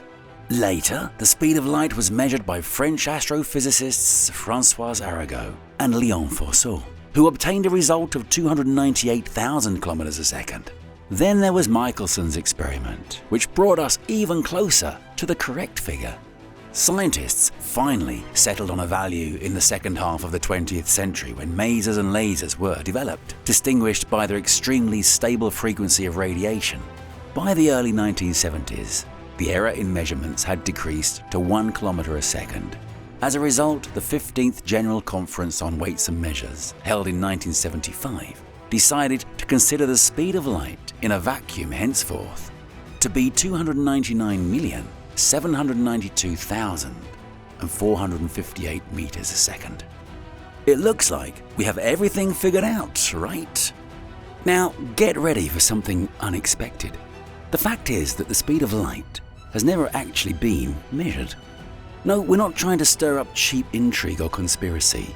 All these experiments were actually conducted in ancient times, but we can't say that they conclusively measured the speed of light. Moreover, the same holds true even for the most modern measurement methods. You might say that's not even funny. There's definitely some kind of catch here. And you'd be partly right, but only partly. In fact, sometimes reality is more amazing than any fantasy and even more elusive than a dream. Let's go step by step. How do we measure the speed of ordinary objects? For example, how would you measure the speed of a baseball shot from a cannon? For this, we need two things. First, the distance between the 2 points, and second, the time it takes for the ball to travel from one to the other. Then we simply take the distance, divide it by the time, and that's how we get the speed. Plus, we have high-speed cameras at our disposal. We can count the frames and correlate them with the built-in camera timer. No problem, so why can't we measure the speed of light in the same way? After all, it would seem that even our great ancestors did this repeatedly hundreds of years ago. Alright, let's imagine we have a laser that fires a beam through a perfect vacuum over a distance of 1 mile. We start the timer when the laser is turned on and stop it as soon as the light passes that 1 mile. But how do we know when the light reaches the end point if the timer is on and we are at the starting point? Apparently, we need 2 timers for that, one at the laser and one at the end of the path. We'll start them simultaneously, and the second timer will stop the moment it detects the arriving beam. But first, we need to synchronize the timers, otherwise the measurement results will be useless. How to synchronize them? We could throw a wire to transmit the signal from one timer to the other over a distance of 1 mile. However, the signal won't reach the other side instantly, but will travel through the wire at the speed of the light and reach the second device with a delay. In case you didn't know, electric current also travels through wires at the speed of light. Perhaps we could subtract the delay, but that's exactly the time it takes for the light to travel 1 mile in one direction, and that's exactly what we don't know and are trying to measure. Okay, well, let's try a different approach. We'll connect the 2 timers, synchronize them, and then move the second timer to the end point 1 mile away. What could possibly go wrong? Well, everything. After the synchronization, we'll move the second clock relative to the first one, which will remain stationary. According to the special theory of relativity, time flows slower for the second clock than the first, based on the stationary observer's perspective. So when the second timer reaches the right place, it'll already be out of sync with the first one. Of course, the difference may be very slight, but we will definitely be there, and there is no way to avoid it. What the hell? Okay, let's throw away the second timer, put a mirror at the end of the path. That would reflect the light and use a single timer to measure the time that it takes for the beam to travel 2 kilometers there and back. Does this remind you of anything? That's right. That's exactly what Galileo and his followers tried to do. We've come full circle. This result isn't valid because we didn't measure, but calculated the speed of light, based on indirect evidence. But has anyone measured the speed of light directly or not? No. In fact, what was measured was the path of light in both directions there and back. But no one has ever measured the one-way path. It might not seem like a big deal, right? Could the speed of light in the opposite direction possibly be any different? Come on. But why not? What if light really flies at one speed in one direction and at another speed in the other? Now, try now to keep an open mind, even if this idea sounds naive and stupid. It's questions like these that were a stepping stone into making groundbreaking theories that have fundamentally changed our lives. Let's imagine how we would communicate with astronauts on the nearest planet, Mars. The distance varies significantly throughout the year, so for the sake of simplicity, let's take the position where the light from the Earth takes 10 minutes to reach the red planet when the light reaches it from the Earth in 10 minutes. We send a signal and receive a response after 20 minutes. Thus, we assume that the signal reaches Mars in 10 minutes and takes the same time for the response to come back. But is there a real basis for this assumption? What if the signal takes the full 20 minutes to reach Mars, and the return signal arrives instantly? After all, both scenarios would work the same for us, and we wouldn't notice the difference. What if some directions in space are more favorable to light than others, if you will? It sounds absurd at first glance, but only at first glance. After all, there are plenty of things and phenomena in the universe that should be symmetrical but aren't in reality. For example, the imbalance in the content of matter and antimatter. Not to mention dark matter and energy. There are even extravagant but entirely consistent theories where the speeds of light to and from a point could be different. At least such scientists as Professor Geraint F. Lewis from the University of Sydney and Dr. Luke A. Barnes from Western Sydney University are courageous enough to have a serious discussion about it. The difference can only be a couple of %, but what if light travels in one direction twice as slowly as we thought but comes back instantly? This still sounds incredible because, let's face it, it's hard to accept that there is such a gaping hole in our scientific understanding of the world. If Einstein were alive, he'd probably ridicule such assumptions. Or not. Well, actually, no. Because it was Einstein who paid attention to this problem. The great scientist understood better than anyone else that this problem exists. He emphasized it in his famous 1905 paper on the electrodynamics of moving bodies. In the very first pages, he discusses the problem of synchronizing clocks at point A and B. Einstein explicitly writes that without additional assumptions, it's impossible to compare the times of events unless one introduces a definition that the time required for light to travel from A to B is equal to the time required to travel from B to A. In fact, he artificially equated the speed of light in one direction to the speed of light in the opposite direction. He even italicized it in his book, saying established by definition to remind us that this is merely a convention. Scientists later called this Einstein's synchronization. Thus, he would write later that the notion that the speed of light is the same in both directions is not a premise or a hypothesis about the physical nature of light. It is merely a requirement introduced to define simultaneity. You see, Einstein already understood that there is no way to accurately measure the speed of light in one direction, only in both directions, and then calculate the average. But as you'd agree, it's not the same thing. For more than 100 years, scientists have been looking for a way to get around this problem and measure the speed of light in one direction. In 2009, a paper was even published in an American scientific journal whose authors claimed they had succeeded. But another scientist quickly refuted this, proving that they'd actually measured the same average speed back and forth, but in a more intricate way. Are there still ideas on how to measure the actual speed of light in one direction? Maybe just turn on a high-speed camera that takes trillions of frames per second and see how light passes through a transparent object. However, this method simply won't capture anything because the light can't be seen from the side, only if it flies into the camera lens. Those bright laser beams that we see from the side are also essentially light reflected off air molecules. In a vacuum, there'd be no beams to see from the side. But what if you place a synchronizing device between two clocks, which send the synchronization signal simultaneously in both directions? If the speed of light is the same in both directions, then our task is solved. But if not, then the synchronizing signals will reach the clocks at different times. After all, the signal will fly along the wire in the opposite directions, that is, at different speeds.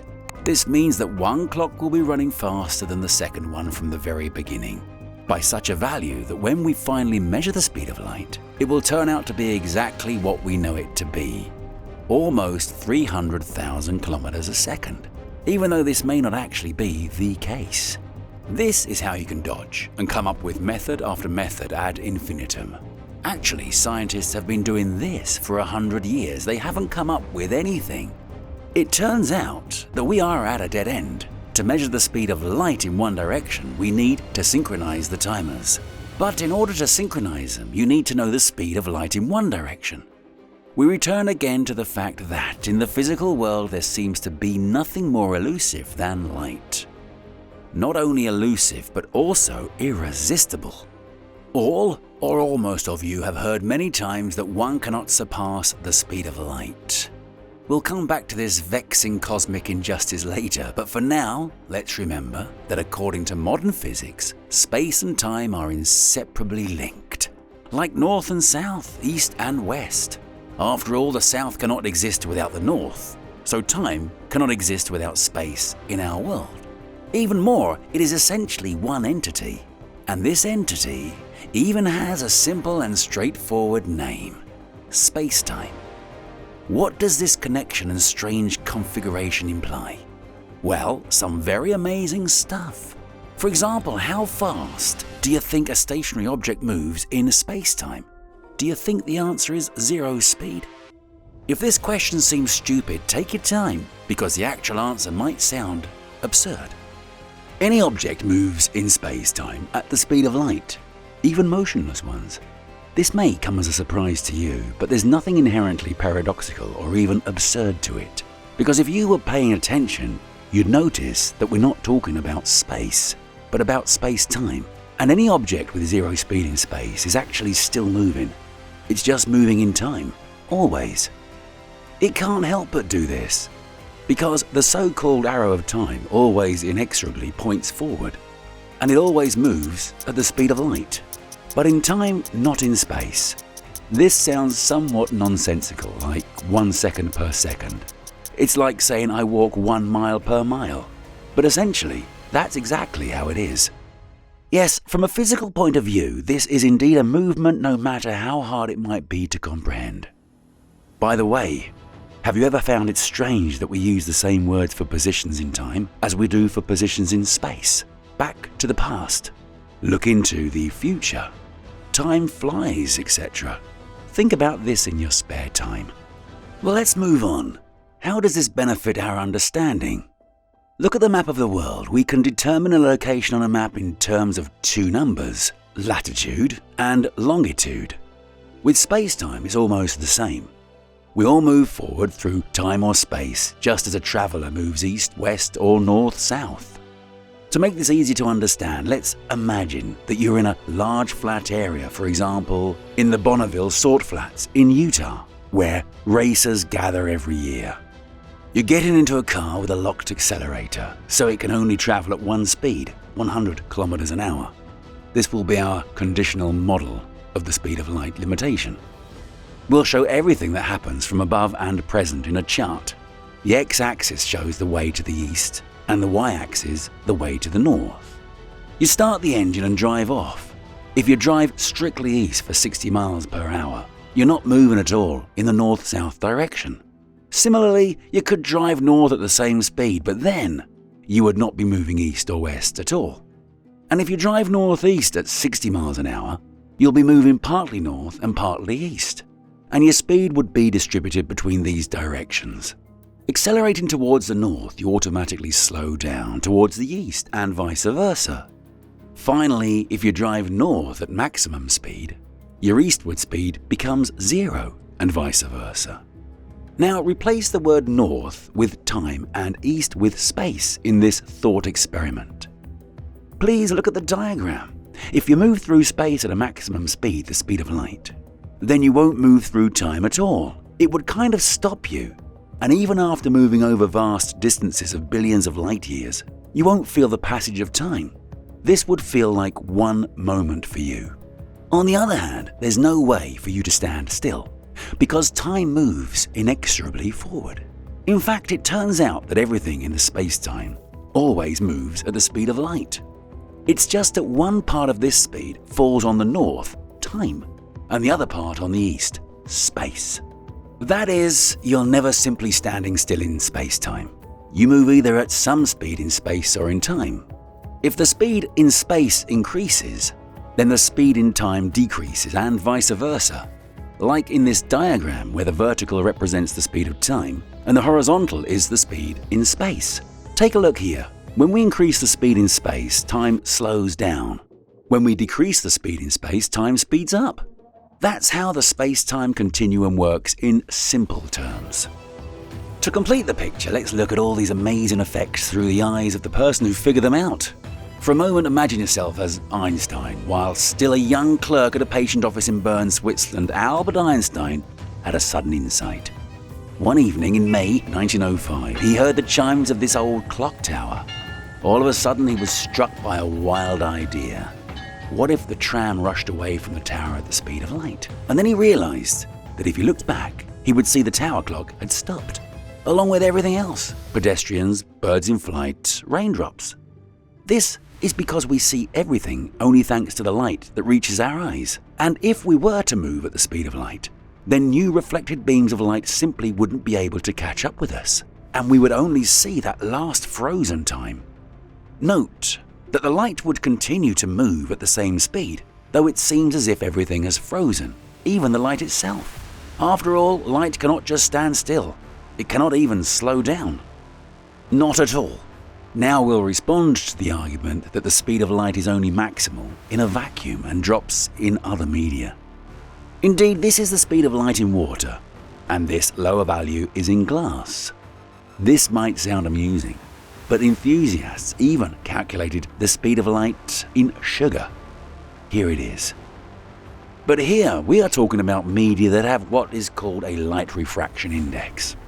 If we send a laser beam through such a medium, light will interact with this material.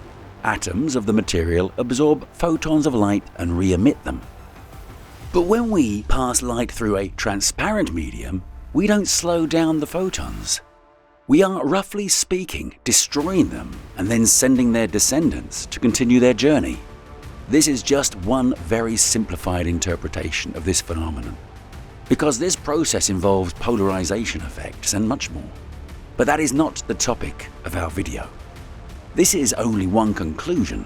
Light cannot move slower than the speed of light, nor can it move faster. If you remove the matter and leave only an empty vacuum, then everything will go back to normal. You can neither slow down the light nor speed it up. No way at all. You wouldn't be able to fly faster than light too. And there are a number of reasons for this, which are as relentless as fate itself. As the speed increases, so does mass. And as you approach the speed of light, it grows exponentially and to infinity. Consequently, an infinite amount of energy is needed to reach the speed of light.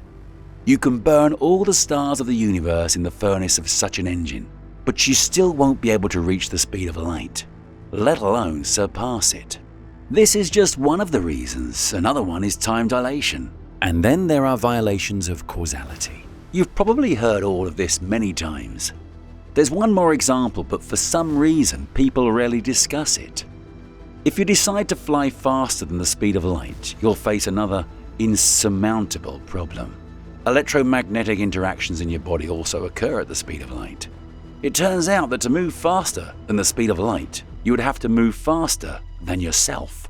This, of course, is an extremely illustrative example, but it's still close to how things actually are. So no, unfortunately, there is no way. But who says we can't dream or imagine? After all, we can at least imagine what would happen if we flew at the speed close to the speed of light, or equal to it, or even faster. What would we see from the window of such a fantastic starship? Can we imagine? Of course we can. And we'll even show it to you. Get ready, there's going to be some action. Imagine that you're an astronaut in a super powerful spaceship. It can go almost as fast as light. In terms of speed of light percentage, you can put any number of 9s in this value. For the sake of simplicity, let's assume that the ship accelerates and decelerates instantly.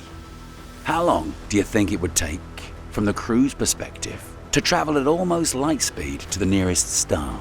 Proxima Centauri, located 4.24 light years away from us. It's logical to assume it would be just over 4.24 years, right? Well, no, not even close, and you'll be very surprised to learn the actual answer. So let's say our starting point is Earth and our end point is the already mentioned Proxima Centauri. It takes light 4.24 years to reach it from Earth, and we will take exactly the same journey. No, you won't have to sit in front of a monitor for 4 years, just a minute of patience. Let's skip all the usual concerns: fuel capacity, engine power, human frailty, and the like. Let's assume we've somehow successfully solved these issues. In fact, we've been so successful that we can even travel in 2 different ways: instantly reaching the speed of light, or quickly but gradually accelerating to the speed of light and decelerating at the end of the journey. In terms of the pilot's experience sitting inside the spaceship, these options will differ drastically, and sometimes even counterintuitively. You'll see completely different things. So in the first option, we'll reach the speed of light instantly, as soon as we start. Get ready. 3, 2, 1, go. That's it. We've arrived. Here is Proxima Centauri, a red dwarf star in the triple star system, Alpha Centauri, the closest star to the Sun. No, this is not a joke or a sped-up demonstration. This is exactly how you, as the pilot, will perceive this flight. As an instant movement, not even movement, but more of a teleportation. Because you won't even notice the process of flying in space or its duration, neither visually nor in terms of time. Everything will happen instantly. As an attentive viewer, well versed in physics, you might say, hold on, but you yourself said it takes light 4.24 years to reach Proxima Centauri. If we are flying at the speed of light, how could we arrive there instantly? In fact, there is no contradiction. For a hypothetical dispatcher at NASA's Space Center in Houston, your journey will indeed last those 4+ years. But for you, it will be an instant. This is because in this thought experiment, the effects of the theory of relativity are not just observable, they're taken to the max. Remember, the higher the speed, the slower time flows for the one moving at that speed. Hold on, something is wrong again. If, as a pilot, I would experience a maximally slowed down time, then how come I would arrive at Proxima Centauri in an instant? It should be the other way around. That's right, in the cockpit everything will actually stop during such a flight. But from the perspective of an external observer on Earth, not from the pilot's perspective. Relatively, everything is relative. Keep this word in mind always when thinking about near light speeds. Better yet, never forget about it. Let's move on. So, we understand instant acceleration now, and frankly, it's quite boring. What would happen if our spaceship were to gradually accelerate to the speed of light? Let it be very fast, but still gradual. Oh, then there'll be bright special effects. They'll be literally bright, and soon you'll understand and even see everything. You might expect to see a scene similar to what we all know from Star Wars. In fact, things will get no less interesting, and even more so. It'll look something like this. 3, 2, 1, go.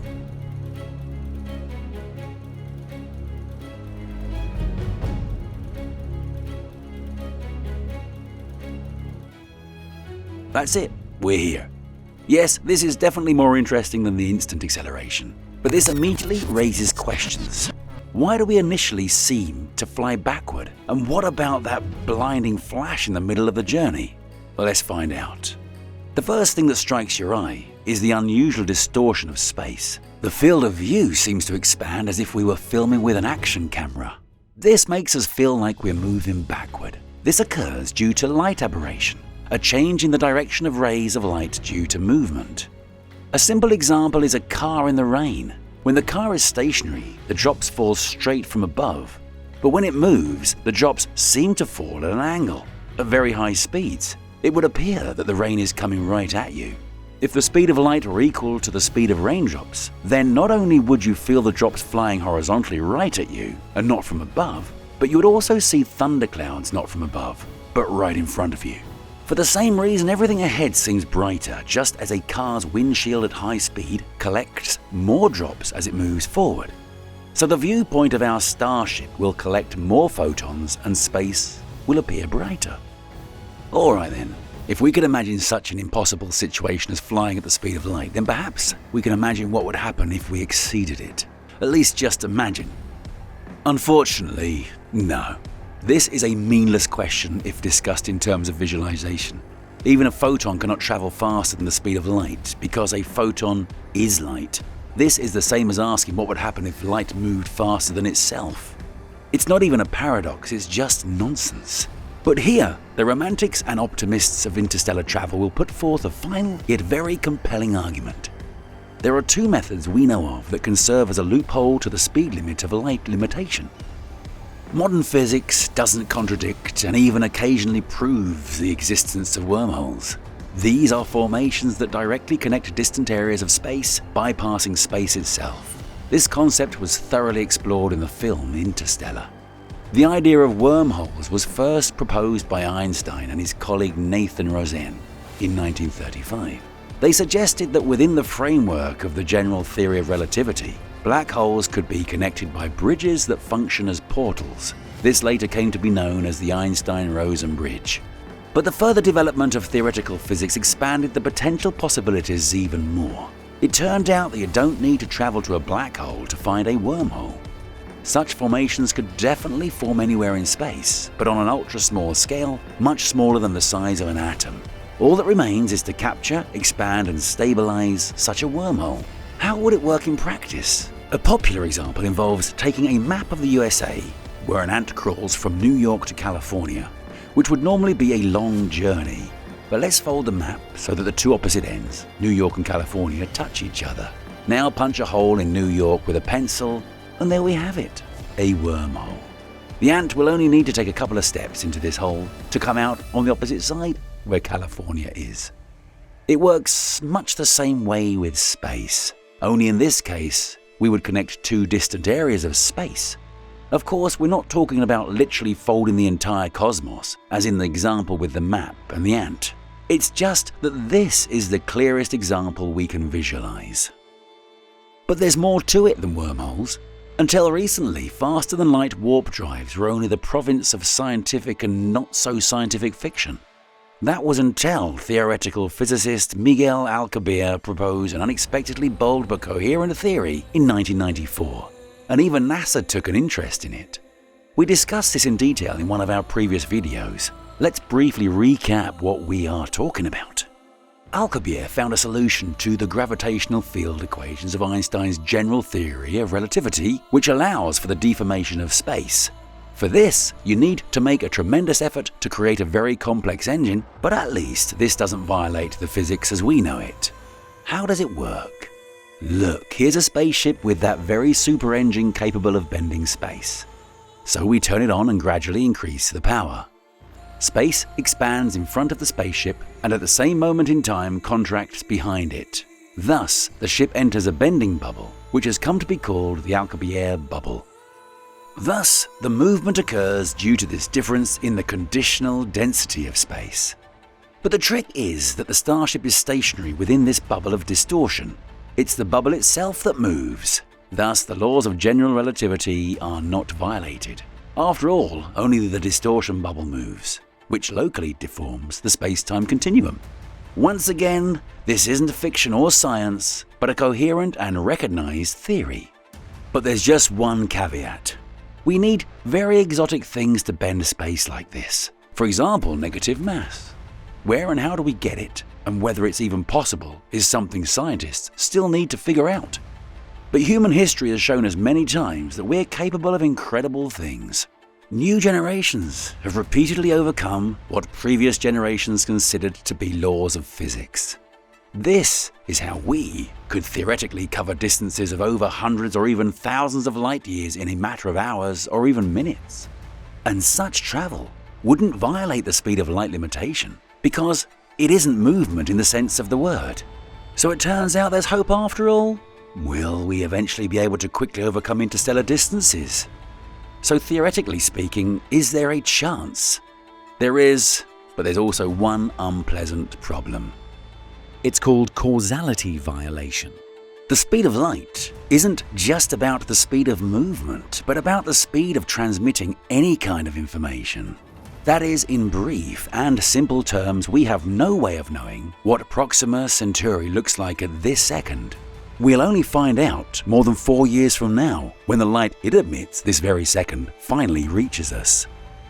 Now imagine that we have a wormhole between Earth and Proxima Centauri. We would dive into the wormhole, emerge on the other side, take a picture of the star and come back. Bingo! We've obtained information about the star before its light reached us. Science doesn't yet know how to handle this. This is a paradox. A problem with no solution. At least for now. But that's enough to realize even the fundamental laws can waver when it comes to time and the speed of light, and that brings to mind another force.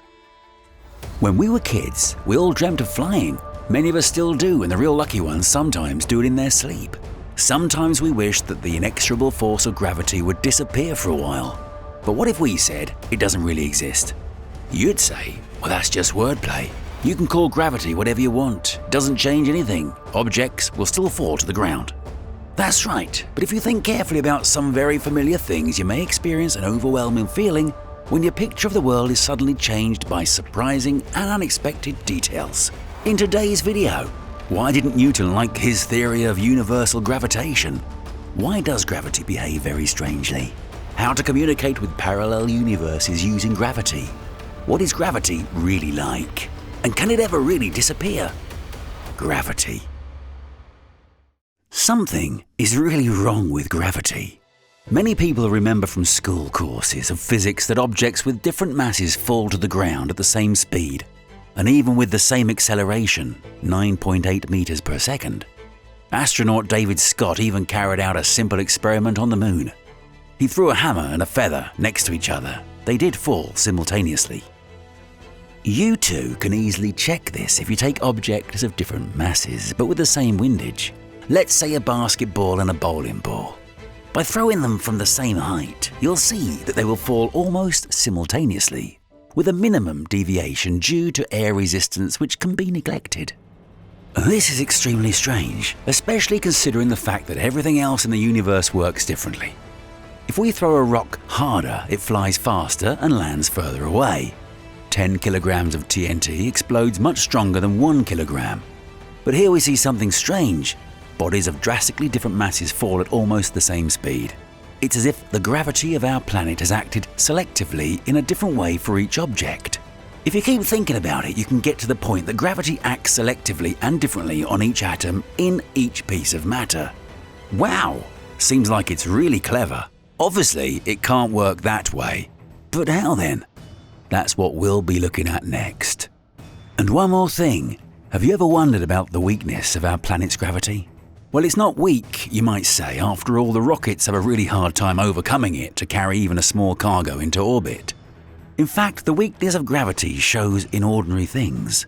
By picking up a fallen key from the floor, you are overcoming the gravity of our entire planet. And there are no metaphors or exaggerations here. You're literally doing it. We're so used to it that we don't even realize how unusual and, well, suspicious it is. Keep that thought in mind, we'll come back to it later, and you may be shocked by the discovery. Right now, let's find out what's wrong with gravity that we might even conclude that it doesn't exist at all. It all started with Newton and his apple. Although in fact the story of the fruit that fell on the head of the great scientist is nothing more than a cute myth. According to Newton's biographer, William Stukeley, the scientist watched the apple fall from a distance when he was in a kind of contemplative mood. He reflected on why the apple fell perpendicular or straight to the ground rather than sideways or any other alternative way. Overall, the main worry of Newton wasn't at all the falling apple. He was more interested in the motion of celestial bodies. One of the main questions Newton was wondering about was, why does the apple fall to the Earth, but the moon doesn't? After long hours spent observing planets moving around the Earth, Newton suddenly comes to a seemingly paradoxical conclusion. The apple is dropped to the ground by the same force that rotates the moon around the Earth. Of course, we don't know whether this idea was the first in a series of subsequent discoveries, but the dome over the mysteries of the universe cracked once again. After coming up with his famous theory, Newton still didn't have any idea why gravitational force exists. He had some misunderstanding about it. Also, he thought gravity acts instantaneously. Despite the oddities, Newton's theory of universal gravitation became the foundation of physics for 400 years, until Einstein and his theory. To briefly illustrate the power of Einstein's impact on science and understanding of the world, two epitaphs are often cited which together add up as a poem. Nature and nature's laws lay hid in night. God said, let Newton be, and all was light. Epitaph by Alexander Pope. It did not last, the devil howling. Ho, let Einstein be, restored the status quo. Epigram by Sir John Collins Squire. Newton showed some scientific courage by assuming the existence of some strange force that acts at great distances. At that time, people had barely come up with the ether, let alone any gravitational fields. Nevertheless, Einstein surpassed Newton in that sense. His assumptions sounded like a pure absurdity. With his general theory of relativity, Einstein assumed that gravity didn't exist, and the attraction is nothing more than a side effect of another, much more amazing phenomenon, the space-time curvature. But to simplify and properly understand this insanely complicated stuff, we're going to go a little further. Let's conduct some thought experiment. What does a skydiver feel during freefall? Most probably, it's only the whistling of the air in his ears. He doesn't feel any gravity, although it hasn't gone anywhere since he jumped out of the aeroplane. Einstein thought about something like this. He was thinking about an imaginary man falling from the roof of a house. It was obvious to the scientist that with all other things being equal, any objects falling near this man would seem to him as if suspended in the air. Yeah, we don't take air resistance into account. It's like gravity has really disappeared. Well, it hasn't, you may say, because this man will instantly say goodbye to those illusions as soon as he touches the ground. And it will turn out that gravity has not disappeared. It hasn't, right? Well, it's more complex. Let's imagine another situation. You're in space, inside a spaceship. You and your rocket are actually traveling at a constant speed. In this case, you do not feel any weight. Objects remain stationary relative to you. If you touch any object, it will move in a straight line at a constant speed. In this case, you'll become an internal observer, just like in a textbook. You're not accelerating, you're not in a gravitational field, and all the laws of physics apply in your reference frame. Now, listen carefully. These two scenarios with the parachutist and the astronaut in a rocket are equivalent, according to Einstein. Nope, they're not alike, but they're in fact the same physical phenomenon. Alright, both such observers feel weightless, but is this enough to equate the state of weightlessness in space with the illusion of weightlessness at the very surface of the planet? After all, at the height of a parachute jump, we're definitely in the gravitational field of the Earth. And the rapidly approaching ground after the jump will quickly remind you who's in charge. But reality can sometimes be much more surprising than it seems. Let's go back to our example. A person in a rocket is flying at a constant speed. He doesn't feel this speed in any way, does not feel the motion at all if the speed and the landscape in the porthole don't change.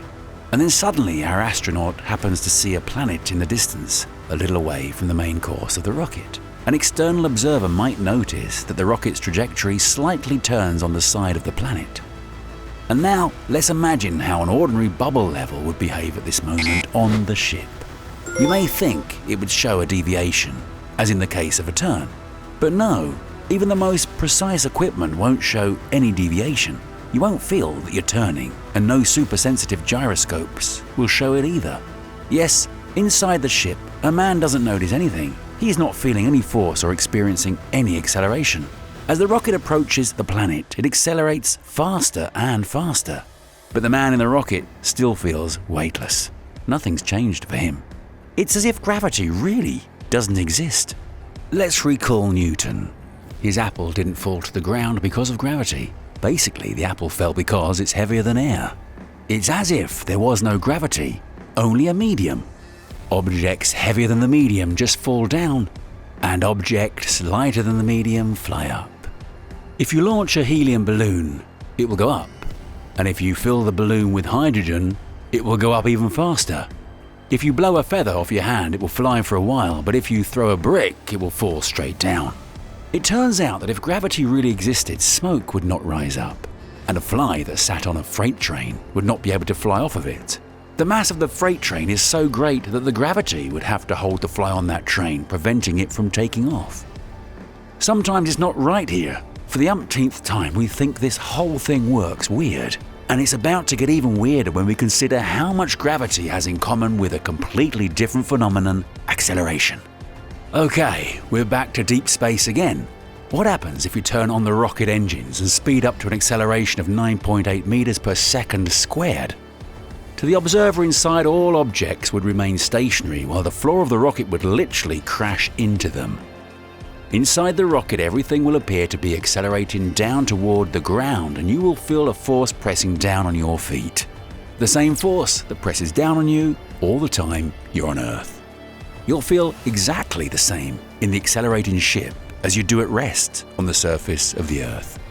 And let's be clear, we're not implying that staying at rest in a gravitational field is similar to accelerating in a rocket. We are saying that it is exactly the same thing.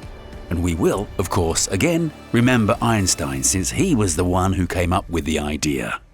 However, we're still kind of confused. It can't be that gravitation and acceleration are the same thing. I mean, it's obvious that they're different. But what makes us think so? First of all, confidence in the nature of some phenomena of the universe. And this confidence is erroneous. In fact, it's just like that.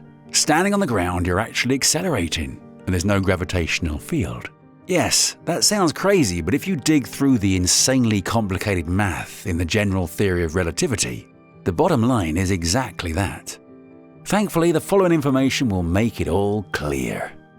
So, how can we explain a rocket's curved trajectory without gravitational forces or gravitational fields? The answer is curved space-time. The connection to acceleration is still not apparent, so let's look again from afar. This is what you can often see in visualizations of curved space-time. It's not a bad visualization, but it's still a little misleading. This picture makes you think that there is some force at the center that inexorably attracts everything to itself. But in general relativity, there is no gravitational force. I mean, at all. There is no such thing. This is not a sabotage of scientists, not an oversight or an omission. This issue worried even Einstein and still worries the best minds of today. The repeatedly proved and reliably verified general theory of relativity has no place for such a concept as gravitation. It just doesn't fit into the theory. So, either the theory is wrong, or gravitation is not what it seems. But what is it? And here again we think of the example of the spaceship flying past the planet. Do you remember that our tools there didn't notice any turn, even though the ship's trajectory was curving? Well, the ship is actually traveling in a straight line, and space itself is curved around a massive object, together with the straight line. Yes, this is actually a straight line from the point of view of our ship. Now here's where it gets interesting. The massive object, which in this case is the planet, curves space, which in its turn changes the trajectory of the ship. Of course, there are no rails that guide the motion, but it looks just like this. That is, the matter tells the space how to curve, and the space tells the matter how to move. That's gravity. Well, it was there, and then suddenly it was gone. All that's left is acceleration and curvature of space. And if you think this is all just math, it's not. This is not just a picture of a solar eclipse. It's a picture that finally dispelled the last doubts of the skeptics of the general theory of relativity. And the scientific world has finally recognized the existence of the curvature of space. The picture was taken by the great English astrophysicist Arthur Eddington, and by calling him great, we're not exaggerating. Eddington is known as the man who discovered the nature of stars, along with Carl Schwarzschild and James Jeans. He was one of the creators of a new scientific field in the first quarter of the 20th century, theoretical astrophysics. But let's go back to our topic. At that time, Einstein's theory was still too implausible for many scientists. It needed a strong and clear confirmation. This could be an experimental test of the deflection of light beams passing close to the sun, exactly as Einstein had predicted. For example, a beam of light from a distant star passing close to the sun should be deflected by a small angle, and an observer on Earth will see this star in the sky not where it normally is. Under normal conditions, this effect is very difficult to observe because the bright sunlight makes it impossible to see the stars during the day. But such an opportunity occurs during solar eclipses, and Eddington took advantage of this opportunity. In 1918, Eddington and British astronomer Frank Dyson sent an expedition to the island of Principe, located almost at the equator near the Atlantic coast of Africa. This was necessary to better prepare for observing the total solar eclipse on May 29, 1919. The equator had the best conditions for such an observation. That eclipse was particularly convenient because the sun was located against the background of the bright Hyades star cluster. Eddington managed to take 16 photos, mostly not too good because of the rain that fell every now and again. However, with the help of special calculations, it was possible to show that the deviation of the position of the stars is close enough to the one predicted by the general theory of relativity, and far from the one expected according to classical mechanics. Then the second expedition was organized to confirm the results. Eddington organized it in the town of Sobral in the Brazilian Amazon jungle. Einstein knew about the experiment, albeit in public he pretended not to be particularly concerned about its results. However, on September 5, 1919, he wrote to his mother a letter in which he mentioned that there was still no news about the eclipse. The long-awaited news didn't come on September 22nd when Einstein's colleague, another genius, physicist Lorentz, telegraphed Einstein the results of Eddington's experiment. A short time later, Einstein showed Lorentz's telegram to a graduate student, Elsa Schneider. She was delighted, but the scientist himself was completely calm. He shrugged off her reaction and the observations. Nothing that his theory is correct regardless of whether observations confirm it or not. So, how is it then? Gravity really doesn't exist and it's all just some cool illusion. What about gravitational waves? They've been discovered experimentally after all. So, what? Gravitational waves don't disprove GTR. Moreover, they were predicted within the framework of GTR. They are described by solutions to Einstein's field of equations. And basically, this phenomenon is nothing more than a usual simple effect, as ripples on sand or scattering circles on water. It's not some kind of force, it's just an effect, one that proves something but doesn't disprove anything. And now, when everything seems to be in place, let's make a small but important remark. All the things we've said about non-existent gravitation refer to the model of the universe described by Einstein in GTR. But GTR is just a theory, not the whole of physics. There are still gaps there that other theories are trying to cover, and let's not forget about the ultimate dream of all physicists, is the so-called theory of everything. On this path, modern physicists developed other consistent theories where gravitation exists and even as a quantum nature. The notorious gravitons, which scientists have despaired to discover, coexist with other physical phenomena. There are even opinions that gravity can flow from our universe to another.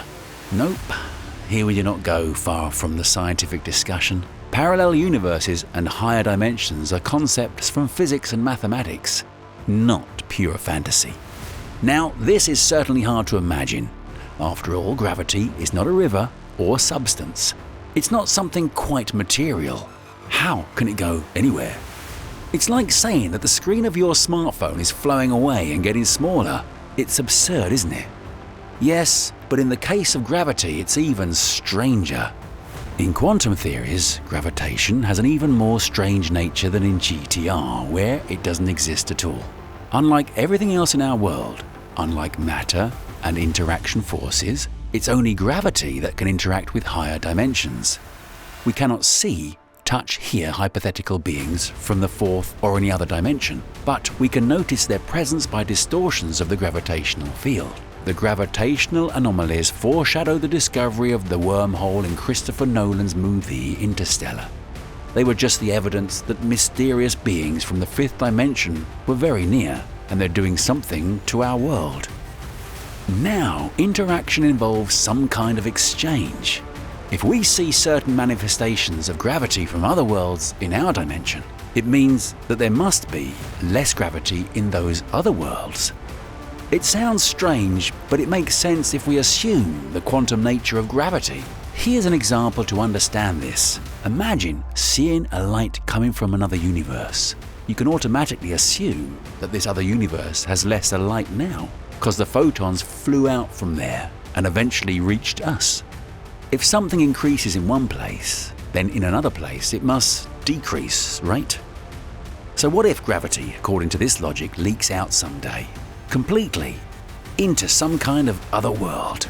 What would happen to our two worlds? And if we say that gravity is some kind of exchange, what do we change? What will come from out there instead of gravity?